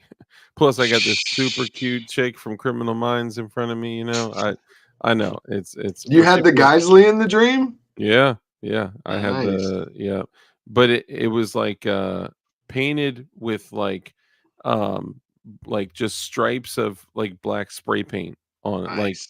like just like black, but it was still clearly bright anodized green all over it, but it had like stripes of like black all over it. Like I don't know, I was trying to like break up the lines of it or something. I don't know. At least it finally got painted. Yeah, I mean, I'm definitely not going to paint it. I'm going all. If anything, I want to get a complete anodized mechanical suit. You know, completely anodized 40 millimeter green. Yep. Bro, that'd be fire. I would rock that. I would rock that, especially if it has some ballistic capabilities. You know. All right. So, do you want to do a scenario? Or you just want to call it? We could do one. Let's do one quick one. All right. You got one in mind? Have you had one in Um, mind? So but one thing I've been thinking of is um like based on more of like a civilian defense encounter and not necessarily like if craziness like popped off. All right, I got one if craziness pops off. Okay. All right, go ahead. Okay. The election takes place. Oh Donald shit. Donald Trump wins the election, Oh shit. right? For a while, they're like, you know, how the news is just how could this man win? How could he be the president when he's committed insurrection against America? So hold on, He's you're saying and Donald Trump wins. Donald- I'm gonna click that every time we say Donald Trump wins. All right, sorry, my bad. All right, go ahead. Go ahead. All right, so President 45 becomes President 47. No, I won't do it. Yeah. I won't do it every time. and Maybe just like a couple. Like I'll do like just a couple quick ones. There you go. and so all of a sudden, come January 5th, he hosts a rally. Or January 6th comes, and he hosts a rally. he this was really preventing me from getting through. Sorry. And so all right, so they don't certify the election, and we have another January 6th moment, except there's millions of Americans there armed. And Ooh. we're watching on TV the same situation, kicking in the doors, except everyone's coming blasting. And you're watching this on TV. Hold on, blasting or just like holding people down or like keeping them maybe. Oh, in they one- hold them down, and as soon as they're down, they cap them, all of them. Oh, so it's an actual insurrection. Well, not really, because the president won the vote, and they're just not allowing him in. So the people are deciding this guy is going in, and you guys are not going to actually. They're actually preventing insurrection. if you will. Okay, I see what you're saying. Okay, so I misunderstood. So you're saying T-Man wins and they're trying to prevent him from being certified and basically people take to the streets and they're like nope, not today. They go in, do all the stuff that they were accused of years ago, and then show up in full kit, and anyone that's guilty is sentenced. Their sentences are immediately carried out. Correct. Okay, all right. I'm And trying. they're calling all able-bodied men to join the group there in Washington to hold Washington for however long it takes to get things set back up with the new president that has been elected. And they're stating, everybody who can and is able get here so we can defend this area from tyranny who wants to stop the president who has won the election from taking office and us getting things back together. And this is all fictional, of course. This is a made up scenario. Yeah, So totally made up scenario. okay. All right. The first question is do you go? So I think there would need to be one other element addressed. Okay. So usually in those kinds of situations, like for people that like at least just the way that I'm thinking, right? It's like, in the insurrections I've been involved in, no. Um, so to add an extra layer of challenge to this situation is while all this is going on, they say any and all able-bodied men, come one, come all. We need to hold this down because like now the mill is gonna run up in there. Right now, Exactly. they're gonna start throwing rockets at shit, right? So they say any and all able-bodied men, come one, come all. If you don't come here, you will be considered an enemy uh, nationwide. If you're not Mm. here and or coming here or on your way here or leaving here, by like whatever, like if you are not down with us, shoot on sight. Like you're an enemy of like the state. You know what I Okay, mean? my gear's in the car. Yeah, that's it's like what side you want to be on, It's like, what are you more fearful of, right? So I think adding that additional element of like, oh shit, it's like, calling all men, okay, okay, any able-bodied men, okay, come with your kit, okay, come with your rifle, okay, and if you don't, it's like, oh, all right, that's an interesting perspective. Um, okay, so then I was already thinking about Cummins. I know, right? I was already on the fence. Now you're saying, like, you know, my See like, you there. yeah. I mean, so here's one of the things. I remember seeing these flyers prior to January 6th, and they just looked like straight up like communist propaganda. It was like, Mhm. "Come fight for God and country," It's like that shit does not look right, bro. That shit look like it literally is like in Mandarin. What are you talking about? Like it looked like some CCP made shit, right? So it's like I remember on January 5th, the day before, I published a video and it was called Jan 6 Mousetrap. Right.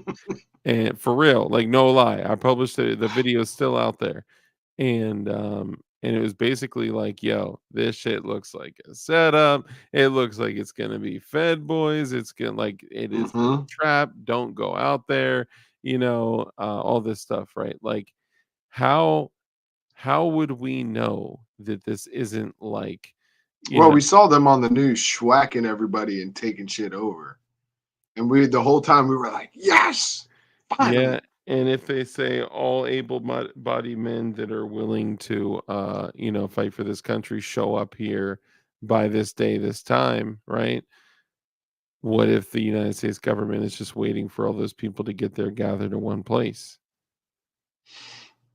And then when they are, you know what I mean? Like that'd be a tough call. I mean, I may be like in Arlington, right outside of DC, I'll watch the area I got out the here. distant perimeter, y'all. Yeah, yeah, yeah.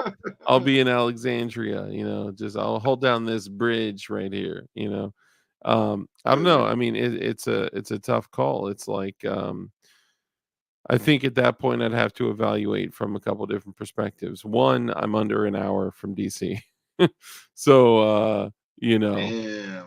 that shit's right down the street. That's A. B. Um, what would it do for my family if it went? And what would it do for my family if I don't went? um, I mean, the question you have that feeling of like, okay, if we go and we hold this down, we're gonna make a difference, right? Like that's the feeling you're getting. You're like, look, we can't let them kick these dudes back out of here. Like we got to get things set up. So this is happening on January 6th, and he's gonna do an inauguration on the 21st. So they're like, we need every able-bodied man here for the next 15 days to hold this area to wait for this man to get his inauguration done. Once he does, he'll be the president. He'll be in charge of everything. So then we can scoot back and he'll set up his own shit. Yeah, I think I would have to reevaluate and say what's best for my family, and it would likely, I'm not saying it's a guarantee, it would likely be better for my family if I didn't go. I would also likely stay alive. So, man, it's so tough to say because okay, so here's let me look at this from a different perspective. Because my first thought is like you said, it's like, you kind of get the feeling of like, I want to go fight for what I believe in, right? But it sounds like in this event, you're not necessarily fighting for freedom, liberty, and independence. You're kind of fighting for Trump. Kind of, but you're also fighting for like real elections, right? So, And yeah, like, yeah, I get that. But here's my follow-up question. If those things are happening and like the carpets of the Capitol building are redecorated with a different color. The question we have to ask ourselves is what would be left afterwards, and would there even be any reason to think that civility would continue at that point? I don't know. I don't know if it would. You know. It I may mean, break everything, or it may, say, "Hey, we're not the ones to be effed with." That's a tough call, man. I don't know. What are you thinking? I'm thinking that at that point, if you take the Capitol and you're holding the Capitol, and I think that you only need to take the reins for 5 minutes to hold it. To tell you the truth, they're not going to send waves. There's not going to be no waves. The cops aren't going to be like, all right, let's regroup, guys. We're gonna take it back from them. You don't think Maybe so? that is it. Maybe, but not if there's 50,000 men there. No, I don't think so. Not armed. Like, okay, yeah, if they're like wearing backpacks and just have like little flags in their hand, like, yay, Trump. Yeah, they can go take it back. This is But the dude, most people I've seen in one place ever. Bigly, bigly. bigly, believe me. Believe me, folks. Most people in one place ever. Yeah, It's really huge, large, one of the biggest. So it's one of the biggest things you've ever seen. Huge, extremely large. I I love when he does the three. If you ever listen to him, he'll do three synonyms yeah, for the huge, same thing. large, one of the biggest. It's like, yeah, it was great. One of the greatest. It's probably the best things we've ever seen. Yes, that's what he Excellent, does. excellent. Yeah, it's like, yeah, you could just say one, maybe a second one to compare. Honestly, man, I'm gonna say in most cases, to travel an hour away to likely sacrifice my life for something that I likely wouldn't be able to enjoy, I would probably veer on the side of not going. Even though in my gut, it's like, yo, bro, go. This is exactly the type of shit that we've been standing up for. This is exactly what we're talking about. We need to stand up for what we believe And in, like Trump didn't organize any of it. It was more like organic kind of thing. organic, where they were like, no, you are not certifying this election, and we're going to prevent insurrection, right? And then they went and they took it, they did the hard part. The hard part was done. Yeah. Now they're just calling for people to come, stand guard, stand watch, hold down areas, running like a whole new National Guard there based on militiamen. So you're saying they need to stand down and stand by, is what you're saying? Stand down and stand by. Yeah. Um, man, I mean, my gut would be like stand up and fight for what's right, provided that I do truly believe in that moment that it is genuinely the real like genuine artifact, right? Like it is taking a stand for, for what's right and what's righteous, and it's an effort to defeat tyranny. My gut would be to go.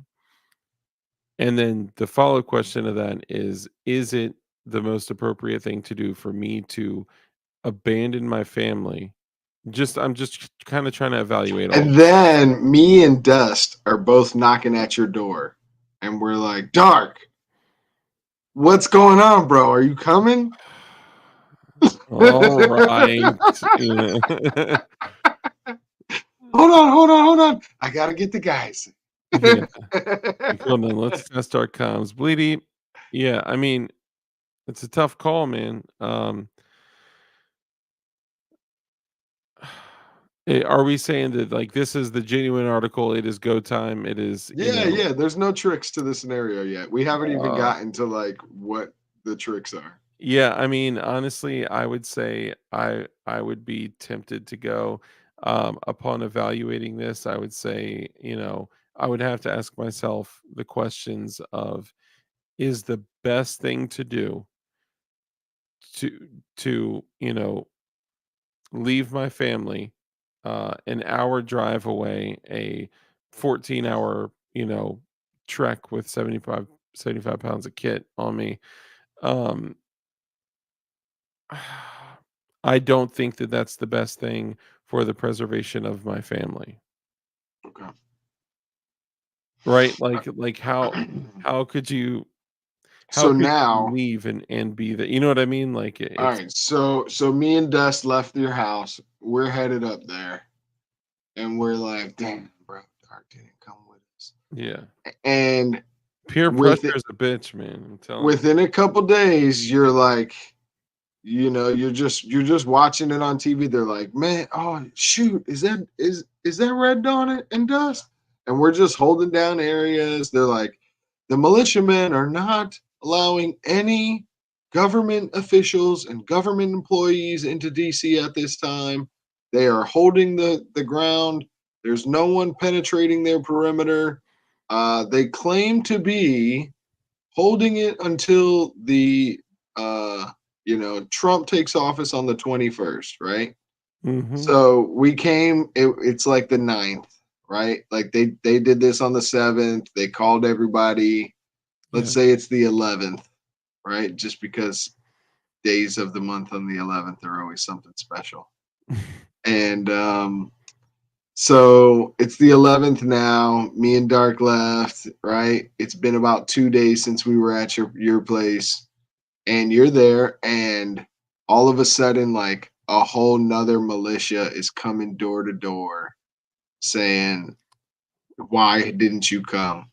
See, Why haven't you headed that way? And they're checking areas that are within a couple hours of DC because they're wondering why people so close didn't come. so it's another militia probably somehow connected to the folks that Mhm. are there, and they're doing sweeps to, you know, check on Bring people that may have not showed up, or get people to volunteer them to go. Mhm. So in my eyes, that in itself is tyranny, right? They're drafting me, they're forcing me to become a conscript. For sure.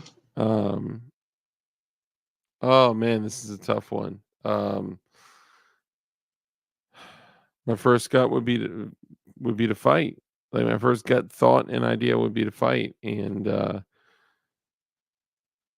I'm not going to bow to the current administration's tyranny, and I'm not going to bow to the tyranny of man telling me that I must do this or death. Right? I don't know. That's a tough call, man. I probably still wouldn't go. Okay. And So it hurts me to say that, by the way. Right? Like it for hurts me to sure. know that like that every They're single they're they're time. not killing guys that don't come. They're just like putting your name down on a list, being like, we've seen DLD After Dark. You're here We'll be for back. liberty, independence, and freedom, right? Where you're gonna be blacklisted, Yeah. and then there are like Antifa groups fighting them, being like, no, oh, Kamala Harris is the real president. He's, because of the, what is it, 25th Amendment? Because of the Yeah. 25th Amendment, he can't take office, right? And you're just seeing all this play out. And they're like, okay, so Mr. Dark, do you want to come and join? We need your help, man. They're sending the Antifas, they're sending the Soros. It looks like illegal immigrants are headed this way. Mm.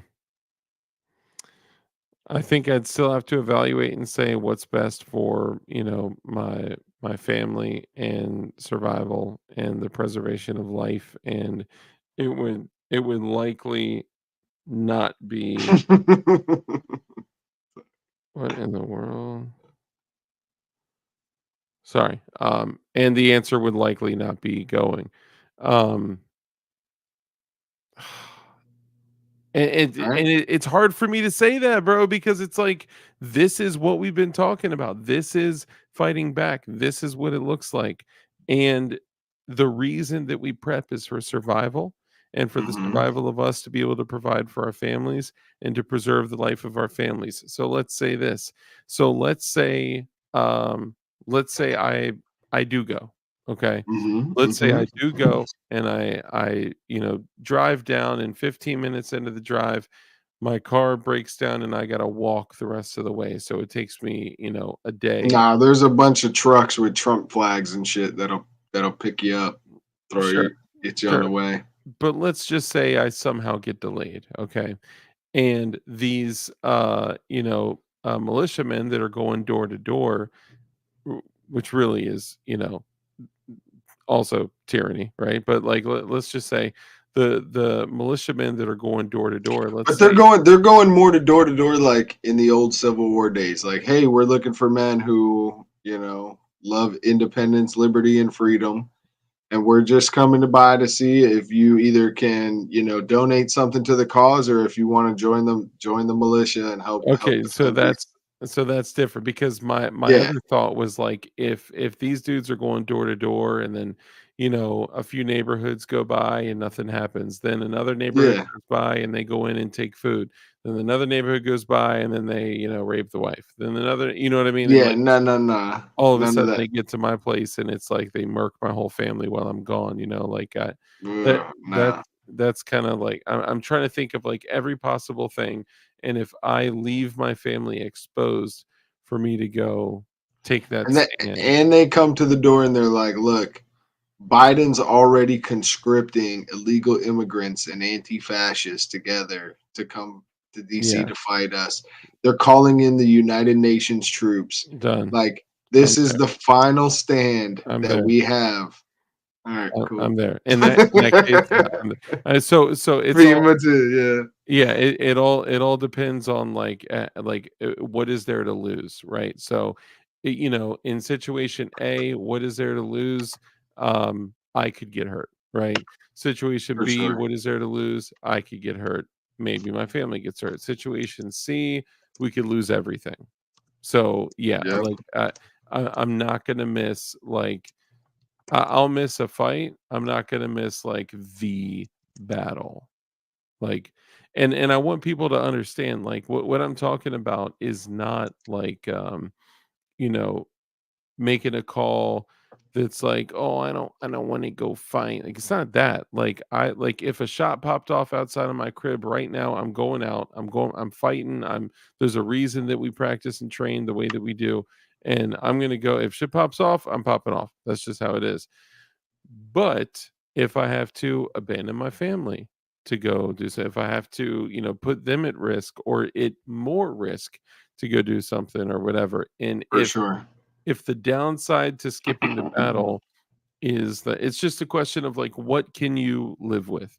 And I couldn't live with that, with not being there while they're And then they hand you a list and they're like, look, if you're coming, sign up for one of these. You can be a machine gunner, you could be a rifleman, or you could be an EOD technician.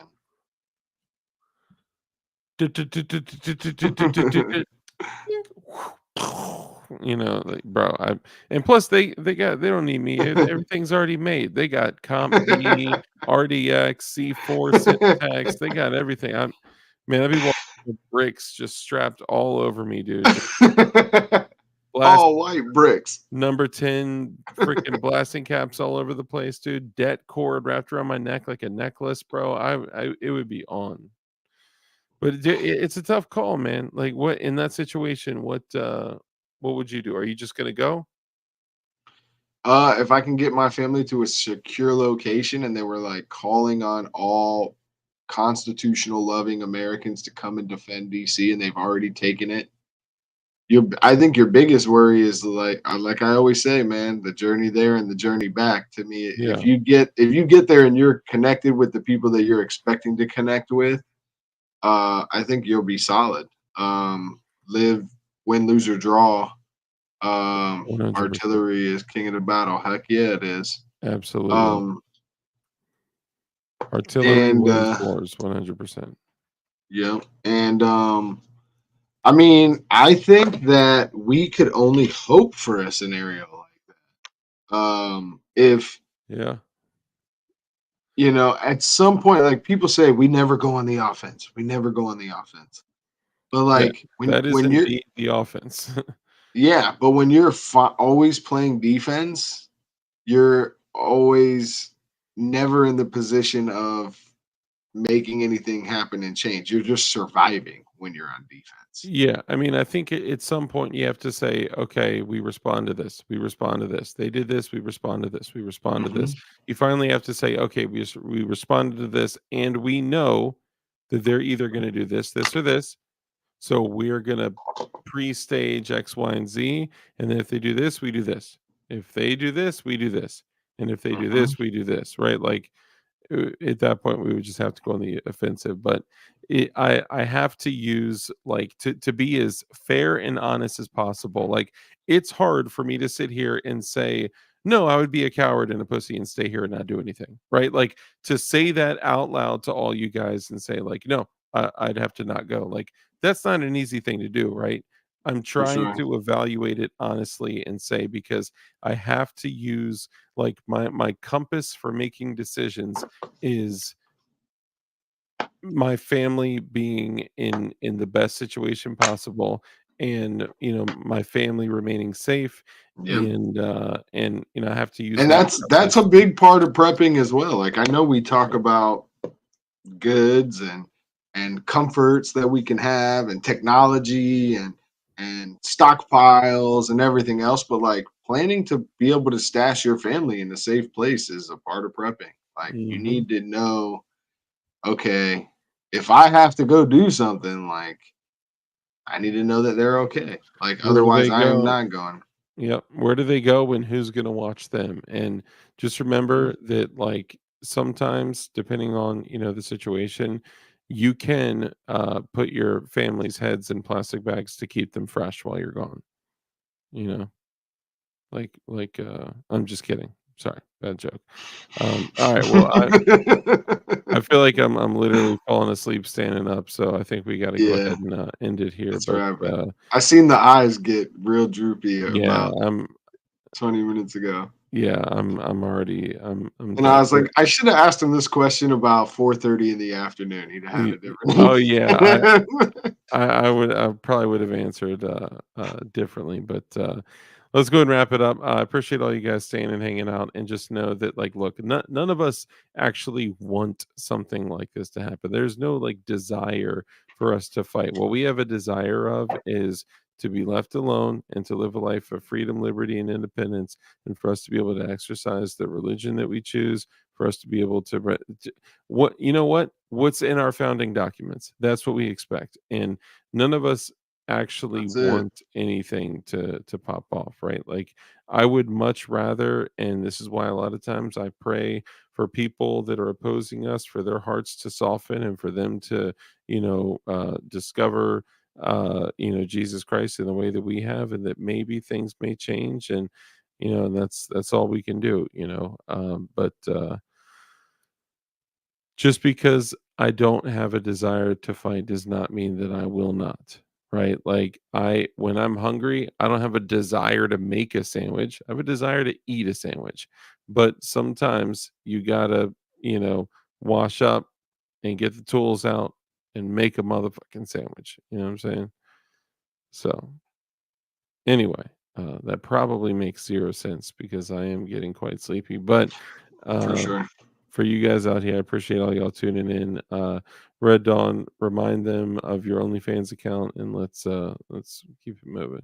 For sure. Go subscribe to Red Dawn Readiness, Red Dawn Resistance, especially. Make sure you sub to Red Dawn Resistance. We're working on getting monetized and I feel like I'm like in deja vu saying we need to get to 500 subs, but like we're doing this all over again.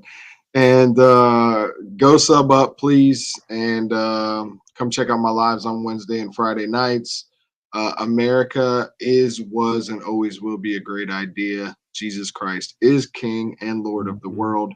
And yeah, guys, just keep your faith, keep training, and prep in every which way that you possibly can. Awesome. That's Yeah, fantastic. So, you'll see us again. yeah. Blue Mountain Girl 89. She says, "Call at the end. Thank you for the membership. That's awesome." One of the gentlemen that was purchasing memberships earlier must have exceeded one to you. So that's awesome. Welcome. Everyone else that I didn't get to say what's up to, Mike McClune, Scoot, Tuck, Tim Harper, Take America Back, all you guys. I appreciate all y'all so much. And all the other ones in here too. Like we got Fire Rider, brother. Great to see you as well. And I appreciate all y'all so much. So Before we leave, put a 1 in the chat if everyone wants to see Dark shave his head like the old days. bro, I used to rock. I mean, it was super short, super short. Sure. Let me see if I can show this picture. Hold on. I'm not going to show that one from last night, but Last night. let me see. Oh, this is great. Hold on. So the message that goes out if people put a knife on definition knives, if people put a knife in their cart and they don't purchase it, it sends a message in 2 hours, okay? And it says, "Name, thank you for visiting Definition Knives." Oh, snap. 2 hours before this moment, it appeared you were going to make the excellent decision to purchase a blade from Definition Knives. What stopped you? Annoying kids? Nagging wife? That pesky job? Or you just got distracted by squirrel? Don't lie, you were just scrolling YouTube or IG, weren't you? Either way, the items in your cart are safe, and high quality sharp stuff at a great price awaits you. So don't worry, you can still redeem yourself. Go buy some dope knives, and your buddies won't make fun of that beat up blade you're still carrying. Click here. Trust us, you'll thank us later. Appreciate your business, Definition Knives. Yeah, You shout know out. one thing. You know one thing you should add What's that? when it says like, "What's keeping you from buying the knife?" and you're like, your nagging wife, whatever. You should put Bidenomics in there. Oh, yeah, yeah. I'll be out here. All right, let's go ahead and wrap up. Thank you so much, and thank you for Red Dawn coming on. Appreciate the conversation. It's always good. It's always fun. If Dark does it, I'll do it too. And I've not gotten a haircut in 3+ years. What? Wow. Dang! I guess everyone wants me to cut my freaking hair. What the really, bro? Sport Brand, brother. Great to see you, man. Great to see you. Dang. I guess this is how I got to do it. We'll see. We'll see. I'll tell you what. Maybe because I got all this. All right, man, that's crazy. You know what I was about to do? I didn't realize how long that is. That's crazy, bro. Um, you know what I was about to do? I was literally about to keep the shit up top, right? And then shave the sides and then do like the slick back thing. Like, you know what I'm saying? Like it's kind of a dope haircut and it's great under a helmet.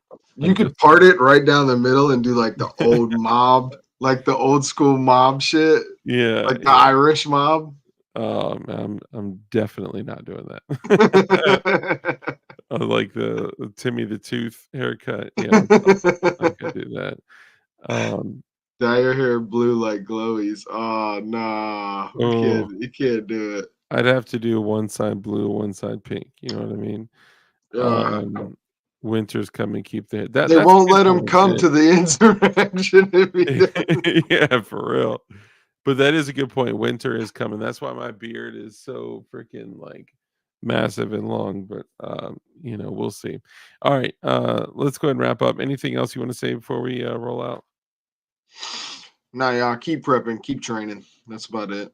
Stay cool. Yeah. You guys are the best, man. Stay cool. Some of you guys hit me up with emails and stuff all the time. I appreciate all of y'all. Tuck, Tim Yeah. Harper. Some of you guys are moderators on my channel. And Sport Brand, I need to hit you up, man. I gotta get back with you on Discord. Yeah, Peaky Blinders look. That's what I'm talking about. He's gotta get the Peaky Blinders. Yeah, Peaky Blinders is about that life, man. That show is fire. All right, well, guys, let's go ahead and wrap up. I appreciate all y'all coming in. Red Dawn, I appreciate you coming on. Make sure that you guys are all subscribed to Red Dawn Readiness, Red Dawn Resistance, and watch his shows on Wednesdays and Fridays at 9:45 p.m. Eastern Standard Time, Florida time. And as we close out, to remember, it's our responsibility for us to be culture warriors. Okay, we are literally in an active culture war, and we got to take a stand for what's right and what's righteous. You have been charged with that responsibility, so do not forget that ever. Okay, and it's important that we all continue to train and make sure that we are becoming as highly skilled in violence as possible. Right? He's tired, bro's tired. Yeah. But anyway, the way that we keep ourselves kind of a step above is holding ourselves accountable to a higher set of rules, standards, and expectations as men, being leaders within our communities, within our families, within our churches. And some of those rules I like to share with you at the end of every show are: rule number one is to be kind. It's so important that we're kind in everything that we do. That brief interaction that you have with somebody else could have a massive impact on their life. So be kind. Rule number two is to live a life of care, compassion, contribution, give to others, bless others. When you bless others, you become blessed, because the hand that's open to give is open to receive. Rule number three, because we know the only way for us to defeat evil is with good men skilled in violence, make sure that you're becoming as highly skilled in violence as you possibly can be. And be safe, be dangerous, and keep that thing on you. With that, ladies and gentlemen, we're out of here. Tomorrow, I will be taking my pistol belt, a couple handguns, my MP5, and my Super Duty. You know what? I may take the Anderson. I'm gonna take the Anderson, uh, um, Frag out. not the frag out, the frontline. Goodness gracious, I'm sorry. I told you I'm tired now. I'm literally gonna like melt into my bed the moment I click off of the stream. But I'm gonna take the front line to the range. I'm gonna put some rounds through that, and I'll give you guys an update on how that thing runs. That thing is, for the price, you're not gonna find another duty AR for that price. So check them out. And if you do use code DARK don't use code DARK on Anderson's website, because all those accountants are just so bogged down with all the discounts they have to give, and they have to correct all the paperwork. It's crazy. So don't do that. But if you do use code DARK, then you save a bunch of money on Anderson on their website. And I love y'all. See you soon. Take it easy. Be dangerous mofos. Love y'all.